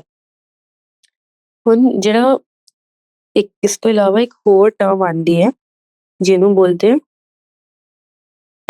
ਵਿਰੀਓਨਸ। ਇਹ ਕੀ ਹੁੰਦੇ ਨੇ? ਇਨਰਟ ਵਾਇਰਸ ਪਾਰਟੀਕਲਸ ਜਾਂ ਫਿਰ virus outside host. ਇਹ ਸਾਰੇ ਟਰਮਸ ਥੋੜੇ ਕਨਫਿਊਜ਼ਨ ਨੇ, ਵਿਰੀਓਨਸ, ਵਾਇਰੋਇਡਸ, ਪ੍ਰੀਓਨਸ, ਤੇ ਇਸ ਕਰਕੇ ਇਹਨੂੰ ਅੱਛੀ ਤਰ੍ਹਾਂ ਯਾਦ ਰੱਖੋ। ਹੁਣ ਪ੍ਰੀਓਨਸ ਦੇ ਕੁਝ ਡਿਜ਼ੀਜ਼ਸ ਹੈ। ਪਹਿਲਾ ਤਾਂ ਇਹੀ ਹੋ ਗਿਆ ਬੋਵਾਈਨ ਸਪੌਂਜੀਫਾਰਮ ਐਨਸੈਫਲੋਪੈਥੀ। ਉਸ ਤੋਂ ਬਾਅਦ ਦੂਜਾ ਆ ਗਿਆ ਕਰਟਜ਼ਫੈਲਡ-ਜੈਕੋਬ ਡਿਜ਼ੀਜ਼ ਜਿਹੜਾ ਹਿਊਮਨਸ ਦੇ ਅੰਦਰ ਹੁੰਦਾ। ਫਿਰ ਇਸ ਤੋਂ ਬਾਅਦ ਇੱਕ ਹੋਰ ਡਿਜ਼ੀਜ਼ ਹੈ ਕੁਰੂ ਡਿਜ਼ੀਜ਼, ਯਾਨੀ ਕੁਰੂ ਡਿਜ਼ੀਜ਼ ਜਾਂ ਫਿਰ ਲਾਫਿੰਗ ਡਿਜ਼ੀਜ਼। ਕੀ ਬੋਲਿਆ? Laughing disease. ਫਿਰ ਉਸ ਤੋਂ ਬਾਅਦ ਇੱਕ ਚੌਥਾ ਆ ਜਾਂਦਾ ਗ੍ਰੇਵੀ ਡਿਜ਼ੀਜ਼। ਇਹ ਹੁੰਦਾ ਸ਼ੇਪ ਐਂਡ ਗੋਟਸ ਅੰਦਰ। ਠੀਕ ਹੈ, ਫਿਰ ਇਸ ਤੋਂ ਬਾਅਦ ਆ ਜਾਂਦੇ ਲਾਈਕਨਸ। ਜਿਹੜੇ ਲਾਈਕਨਸ ਹੁੰਦੇ ਨੇ ਸਿੰਬਾਇਓਟਿਕ ਐਸੋਸੀਏਸ਼ਨਸ ਹੁੰਦੇ ਨੇ, ਮਿਊਚੁਅਲੀ ਯੂਜ਼ਫੁਲ ਹੁੰਦੇ ਨੇ ਐਲਗੇ ਤੇ ਫੰਜਾਈ ਦੇ ਅੰਦਰ। ਜਿਹੜਾ ਐਲਗਲ ਕੰਪੋਨੈਂਟ ਉਹਨੂੰ ਫਾਈਕੋਬਾਇਓਨ ਬੋਲਦੇ ਨੇ ਤੇ ਫੰਗਲ ਕੰਪੋਨੈਂਟ ਨੂੰ ਮਾਈਕੋਬਾਇਓਨ ਬੋਲਦੇ ਨੇ। ਤੇ ਇਹ ਫਾਈਕੋਬਾਇਓਨ ਆਟੋਟ੍ਰੋਫਿਕ ਹੈ, ਮਾਈਕੋਬਾਇਓਨ ਹੈਟਰੋਟ੍ਰੋਫਿਕ ਹੈ। ਹੁਣ ਜਿਹੜਾ ਐਲਗੇ ਹੈ ਉਹ ਫੂਡ ਪ੍ਰਿਪੇਅਰ ਕਰਦੇ ਫੰਜਾਈ ਲਈ। ਠੀਕ ਹੈ, ਤੇ ਜਿਹੜਾ ਫੰਗਸ ਹੈ ਉਹ ਕੀ ਕਰਦੇ? ਸ਼ੈਲਟਰ ਦਿੰਦੇ ਤੇ absorb mineral nutrients and water for it's partner. ਜਿਹੜੇ ਇਹਨਾਂ ਦੀ ਕਲੋਜ਼ ਐਸੋਸੀਏਸ਼ਨ ਦਿਖਦੀ ਆਪਾਂ ਨੂੰ ਲਾਈਕਨ ਦੀ ਨੇਚਰ ਦੇ ਅੰਦਰ, ਤੇ ਆਪਾਂ ਨੂੰ ਲੱਗੇਗਾ ਹੀ ਨਹੀਂ ਕਦੇ ਡਿਫਰੈਂਟ ਆਰਗੈਨਿਜ਼ਮਸ ਹੈ। ਅਗਰ ਤੁਸੀਂ ਟ੍ਰੀ ਦੀ ਬਾਤ ਜਾਂ ਕਿਤੇ ਵੀ ਦੇਖੋਗੇ ਨਾ ਤਾਂ ਉੱਥੇ ਆਪਾਂ ਡਿਫਰੈਂਸ਼ੀਏਟ ਨਹੀਂ ਕਰ ਸਕਦੇ ਸਾਰਾ ਕਿ ਐਲਗਲ ਤੇ ਫੰਗਲ ਕੰਪੋਨੈਂਟ ਦੇ। ਹੁਣ ਕੀ ਆਂਦੀ ਕਿ ਜਿਹੜੇ ਲਾਈਕਨਸ ਹੈ ਨਾ ਉਹ ਬਹੁਤ ਹੀ ਅੱਛੇ ਪੋਲਿਊਸ਼ਨ ਇੰਡੀਕੇਟਰਸ ਹੈ, ਕਿਉਂਕਿ ਉਹ ਪੋਲਿਊਟਡ ਏਰੀਆਸ ਅੰਦਰ ਗਰੋ ਨਹੀਂ ਹੁੰਦੇ। ਤੇ ਇਹਦੇ ਨਾਲ ਆਪਣਾ ਚੈਪਟਰ ਖਤਮ ਹੋ ਜਾਂਦਾ। ਜਿਹੜੀ ਸਮਰੀ ਹੈ ਚੈਪਟਰ ਦੀ ਉਹਦੇ ਅੰਦਰ ਐਸ ਸੱਚ ਇੰਪੋਰਟੈਂਟ ਪੁਆਇੰਟਸ ਨਹੀਂ ਹੈ, but do give it a read. ਤੇ ਇੱਕ ਵਾਰ ਐਕਸਰਸਾਈਜ਼ ਆਪਾਂ ਜਲਦੀ ਨਾਲ ਦੇਖ ਲੈਂਦੇ ਹਾਂ ਕੀ ਹੈ। Discuss how the classification system has undergone several changes. ਤੇ ਆਪਾਂ ਚੈਪਟਰ ਦੇ ਸਟਾਰਟਿੰਗ ਦੇ ਪੜ੍ਹਿਆ ਸੀ ਕਿ ਪਹਿਲਾਂ ਮੋਰਫੋਲੋਜੀਕਲ, ਪਹਿਲਾਂ on the basis of use ਸੀਗਾ। ਫਿਰ ਯੂਜ਼ ਤੋਂ ਬਾਅਦ ਮੋਰਫੋਲੋਜੀ ਇੰਕਲੂਡ ਹੋਈ। ਫਿਰ ਮੋਰਫੋਲੋਜੀ ਤੋਂ ਬਾਅਦ ਆਪਣਾ ਕੀ ਇੰਕਲੂਡ ਹੈ? ਫਾਈਲੋਜਨੀ। ਫਿਰ ਕਿੰਗਡਮ ਸਿਸਟਮ ਆਇਆ ਤੇ ਡੋਮੇਨ ਸਿਸਟਮ ਆਇਆ। ਠੀਕ ਹੈ, two economically important uses of heterotrophic bacteria. Heterotrophic bacteria ਦੇ ਤਿਆਰ ਕੇ ਬੈਕਟੀਰੀਆ ਦੇ ਯੂਜ਼ਸ ਇੱਕ ਵਾਰ ਤੁਸੀਂ ਲੱਭ ਲੈਣਾ। ਤੇ ਬੈਕਟੀਰੀਆ ਦੇ ਅੰਦਰ ਆਪਾਂ ਨੇ ਮਤਲਬ ਕਾਫੀ ਕੁਛ ਐਕਸਟ੍ਰੈਕਟ ਹੋ ਜਾਂਦਾ। ਫਿਰ ਇਸ ਤੋਂ ਬਾਅਦ ਆ ਜਾਂਦੇ what are the nature of cell walls and diatoms. Diatoms ਦੇ ਅੰਦਰ ਉਹਨਾਂ ਦੀ ਜਿਹੜੀ ਸੈਲ ਵਾਲ ਹੁੰਦੀ ਹੈ ਉਹ ਇੰਡਿਸਟਰਕਟੇਬਲ ਹੁੰਦੀ ਹੈ। ਉਹਨੂੰ ਡਾਇਆਟਮੇਸ਼ੀਅਸ ਅਰਥ ਵੀ ਬੋਲਦੇ ਤੇ ਉਹ ਕਿਹਦੇ ਨਾਲ ਬਣੀ ਹੁੰਦੀ ਹੈ? ਸਿਲਿਕਾ ਨਾਲ। ਠੀਕ ਹੈ, find out what do the terms algal bloom and red tide signify? Red tide ਆਪਾਂ ਨੇ ਪੜ੍ਹਿਆ ਸੀ ਡਾਇਨੋਫਲੈਚਲੇਟਸ ਦੇ ਅੰਦਰ ਕਿ ਕੁਝ ਟੌਕਸਿਨਸ ਪ੍ਰੋਡਿਊਸ ਕਰਦੇ ਨੇ ਤੇ ਉਹਦੇ ਬੇਸਿਸ ਤੇ ਰੈਡ ਟਾਈਡ ਹੋ ਜਾਂਦੇ ਨੇ। ਜਿਹੜਾ ਐਲਗਲ ਬਲੂਮ ਹੁੰਦਾ ਉਹ ਬਲੂ ਗ੍ਰੀਨ ਐਲਗੇ ਕਾਜ਼ ਕਰਦੇ ਤੇ ਉਹ ਬਹੁਤ ਜ਼ਿਆਦਾ ਮਲਟੀਪਲ ਡਿਮਿਸ਼ਨ ਦਿਖਾਉਂਦੇ। How are viroids different from viruses? ਜਿਹੜੇ ਵਾਇਰੋਇਡਸ ਹੁੰਦੇ ਆ ਉਹ ਕੈਪਸਿਡ ਲੈਕ ਕਰਦੇ, ਕੈਪਸਿਡ ਐਬਸੈਂਟ। ਹੁਣ 4 ਗਰੁੱਪਸ ਆਫ ਪ੍ਰੋਟੋਜ਼ੋਆ ਨੂੰ ਡਿਸਕ੍ਰਾਈਬ ਕਰਨ ਦੇ। ਐਮੀਬਾ ਸੀਗਾ, ਫਿਰ ਉਸ ਤੋਂ ਬਾਅਦ ਫਲੈਜਲੇਟਡ ਸੀਗੇ, ਸਿਲੀਏਟਡ ਸੀਗੇ ਤੇ ਸੈਪਰੋਫਿਟਿਕ ਵਾਲੇ ਸੀਗੇ। ਫਿਰ ਉਸ ਤੋਂ ਬਾਅਦ ਆ ਜਾਂਦੇ ਜਿਹੜੇ ਪਲਾਂਟਸ ਆਟੋਟ੍ਰੋਪਿਕ ਹੈ, can you think of some plants which are partially heterotrophic? ਇਹਦੇ ਅੰਦਰ ਆ ਜਾਂਦੇ ਨੇ ਇਨਸੈਕਟਿਵੋਰਸ ਪਲਾਂਟਸ ਜਾਂ ਫਿਰ ਪੈਰਾਸਾਈਟਸ। ਇਨਸੈਕਟਿਵੋਰਸ ਪਲਾਂਟਸ ਜਿਹਦੇ ਅੰਦਰ ਵੀਨਸ ਫਲਾਈਟ੍ਰੈਪ ਆ ਜਾਂਦੇ ਜਾਂ ਫਿਰ ਪੈਰਾਸਿਟਿਕ ਪਲਾਂਟਸ ਜਿਹਦੇ ਅੰਦਰ ਕਸਕਟਾ ਆ ਜਾਂਦਾ। ਹੁਣ ਆ ਜਾਂਦਾ ਫਾਈਕੋਬਾਇੰਟ ਤੇ ਮਾਈਕੋਬਾਇੰਟ ਦਾ ਕੀ ਮਤਲਬ ਹੈ? ਲਾਈਕਨ ਦੇ ਦੋ ਕੰਪੋਨੈਂਟਸ ਹੈ। ਫਿਰ give comparative account of classes of kingdom fungi on the basis of nutrition ਤੇ mode of reproduction। ਇਹ ਆਪਾਂ ਨੇ ਡਿਟੇਲ ਡਿਸਕਸ ਕਰ ਲਿੱਤੇ, ਇਹਨੂੰ ਇੱਕ ਵਾਰ ਇਹਦੇ ਅੰਦਰ ਦੇਖੋ। ਮੋਡ ਆਫ ਰਿਪਰੋਡਕਸ਼ਨ ਕਿੰਨੀ ਤਰ੍ਹਾਂ ਦੀ ਹੁੰਦੀ ਹੈ? ਵੈਜੀਟੇਟਿਵ, ਏਸੈਕਸ਼ੁਅਲ ਤੇ ਸੈਕਸ਼ੁਅਲ। ਫਿਰ ਉਸ ਤੋਂ ਬਾਅਦ ਆਉਂਦਾ what are the characteristic features of ਯੂਗਲੀਨੋਇਡਸ। ਇਹ ਚੈਪਟਰ ਦੇ ਅੰਦਰ ਅੱਛੀ ਤਰ੍ਹਾਂ ਦਿੱਤਾ ਗਿਆ ਕਿ ਯੂਗਲੀਨੋਇਡਸ ਦੀ ਫੀਚਰ ਕੀ ਹੈ, ਤੇ ਓਵਰਵਿਊ ਲਈ ਇੱਕ ਵਾਰ ਮੈਂ ਦੱਸ ਦਿੰਦੀ ਹਾਂ ਕਿ ਯੂਗਲੀਨੋਇਡਸ ਦੀ ਫੀਚਰਸ ਕੀ ਹੁੰਦੀਆਂ ਨੇ। ਜਿਹੜੇ ਯੂਗਲੀਨੋਇਡਸ ਹੈ ਉਹ ਹੈਪਲੋਇਡ ਹੁੰਦੇ ਨੇ, ਉਹਨਾਂ ਕੋਲ ਦੋ ਫਲੈਸ਼ਲਾ ਹੁੰਦੇ ਨੇ ਤੇ ਉਹ ਹੈਟਰੋਟ੍ਰੋਪਿਕ ਤੇ ਆਟੋਟ੍ਰੋਪਿਕ ਦੋਨੋਂ ਹੁੰਦੇ ਨੇ। ਇਨ ਪ੍ਰੈਜ਼ੈਂਸ ਆਫ ਸਨਲਾਈਟ ਉਹ ਆਟੋਟ੍ਰੋਪਿਕ ਹੁੰਦੇ ਨੇ। ਉਹਦੀ ਐਗਜ਼ਾਮਪਲ ਆਉਂਦੀ ਹੈ ਯੂਗਲੀਨਾ। ਹੁਣ give brief account of viruses with respect to their structure and nature of genetic material. ਤਾਂ ਜੈਨੇਟਿਕ ਮਟੀਰੀਅਲ ਆਪਾਂ ਨੇ ਹੁਣੀ ਬਹੁਤ ਡਿਟੇਲਸ ਪੜ੍ਹਿਆ ਕਿ ਕਿਹੜੇ ਕਿਹੜੇ ਵਾਇਰਸਿਸ ਹੁੰਦੇ ਨੇ ਤੇ ਉਹ ਕਾਮਨ ਵਾਇਰਸ ਡਿਜ਼ੀਜ਼ ਕੀ ਹੈ। ਤਾਂ ਹੁਣ ਇਹ ਡਿਸਕਸ਼ਨ ਟੌਪਿਕ ਹੈ। So with this we completed with the chapter. ਇਹ ਚੈਪਟਰ ਦੇ ਅੰਦਰ ਐਗਜ਼ਾਮਪਲਸ, ਡਾਇਗਰਾਮਸ ਤੇ ਸਟੇਟਮੈਂਟਸ ਬਹੁਤ ਇੰਪੋਰਟੈਂਟ ਹੈ। Do give them a thorough read. ਤੇ ਵਾਇਰਸਿਸ ਦੀ ਜਿਹੜੀਆਂ ਐਗਜ਼ਾਮਪਲਸ ਡਿਸਕਸ ਹੋਈਆਂ ਨੇ ਕਾਫੀ ਵਾਰ ਆ ਚੁੱਕੀਆਂ ਨੇ ਪ੍ਰੀਵੀਅਸ ਈਅਰ ਕੁਐਸਚਨਸ ਦੇ ਅੰਦਰ, ਤੇ ਇਹਨੂੰ ਸਭ ਨੂੰ ਯਾਦ ਕਰਨਾ, ਮਤਲਬ ਸਭ ਨੂੰ ਹੀ ਯਾਦ ਕਰਨਾ, ਕੋਈ ਵੀ ਛੱਡਣੀ ਨਹੀਂ ਚਾਹੀਦੀ। ਤਾਂ ਉਸ ਤੋਂ ਬਾਅਦ ਜਿਹੜੇ ਵੀ ਆ ਚੈਪਟਰ ਹੈ ਇੱਕ ਓਵਰਵਿਊ ਦਿੰਦਾ ਕਿ ਕਲਾਸੀਫਿਕੇਸ਼ਨ ਕਿਵੇਂ ਹੁੰਦੀ ਆ ਤੇ ਉਹਦੀ ਵੇਰੀਅਸ ਅੱਗੇ ਫਰਦਰ ਕਲਾਸਿਸ ਕੀ ਆ, ਤੇ ਬਹੁਤ ਸਾਰੇ ਸਾਇੰਟਿਸਟ ਦੇ ਨਾਮ ਵੀ ਇਹਦੇ ਅੰਦਰ, ਤਾਂ ਉਹ ਵੀ ਅੱਛੀ ਤਰ੍ਹਾਂ ਯਾਦ ਰੱਖਣਾ। So have a good day, happy learning.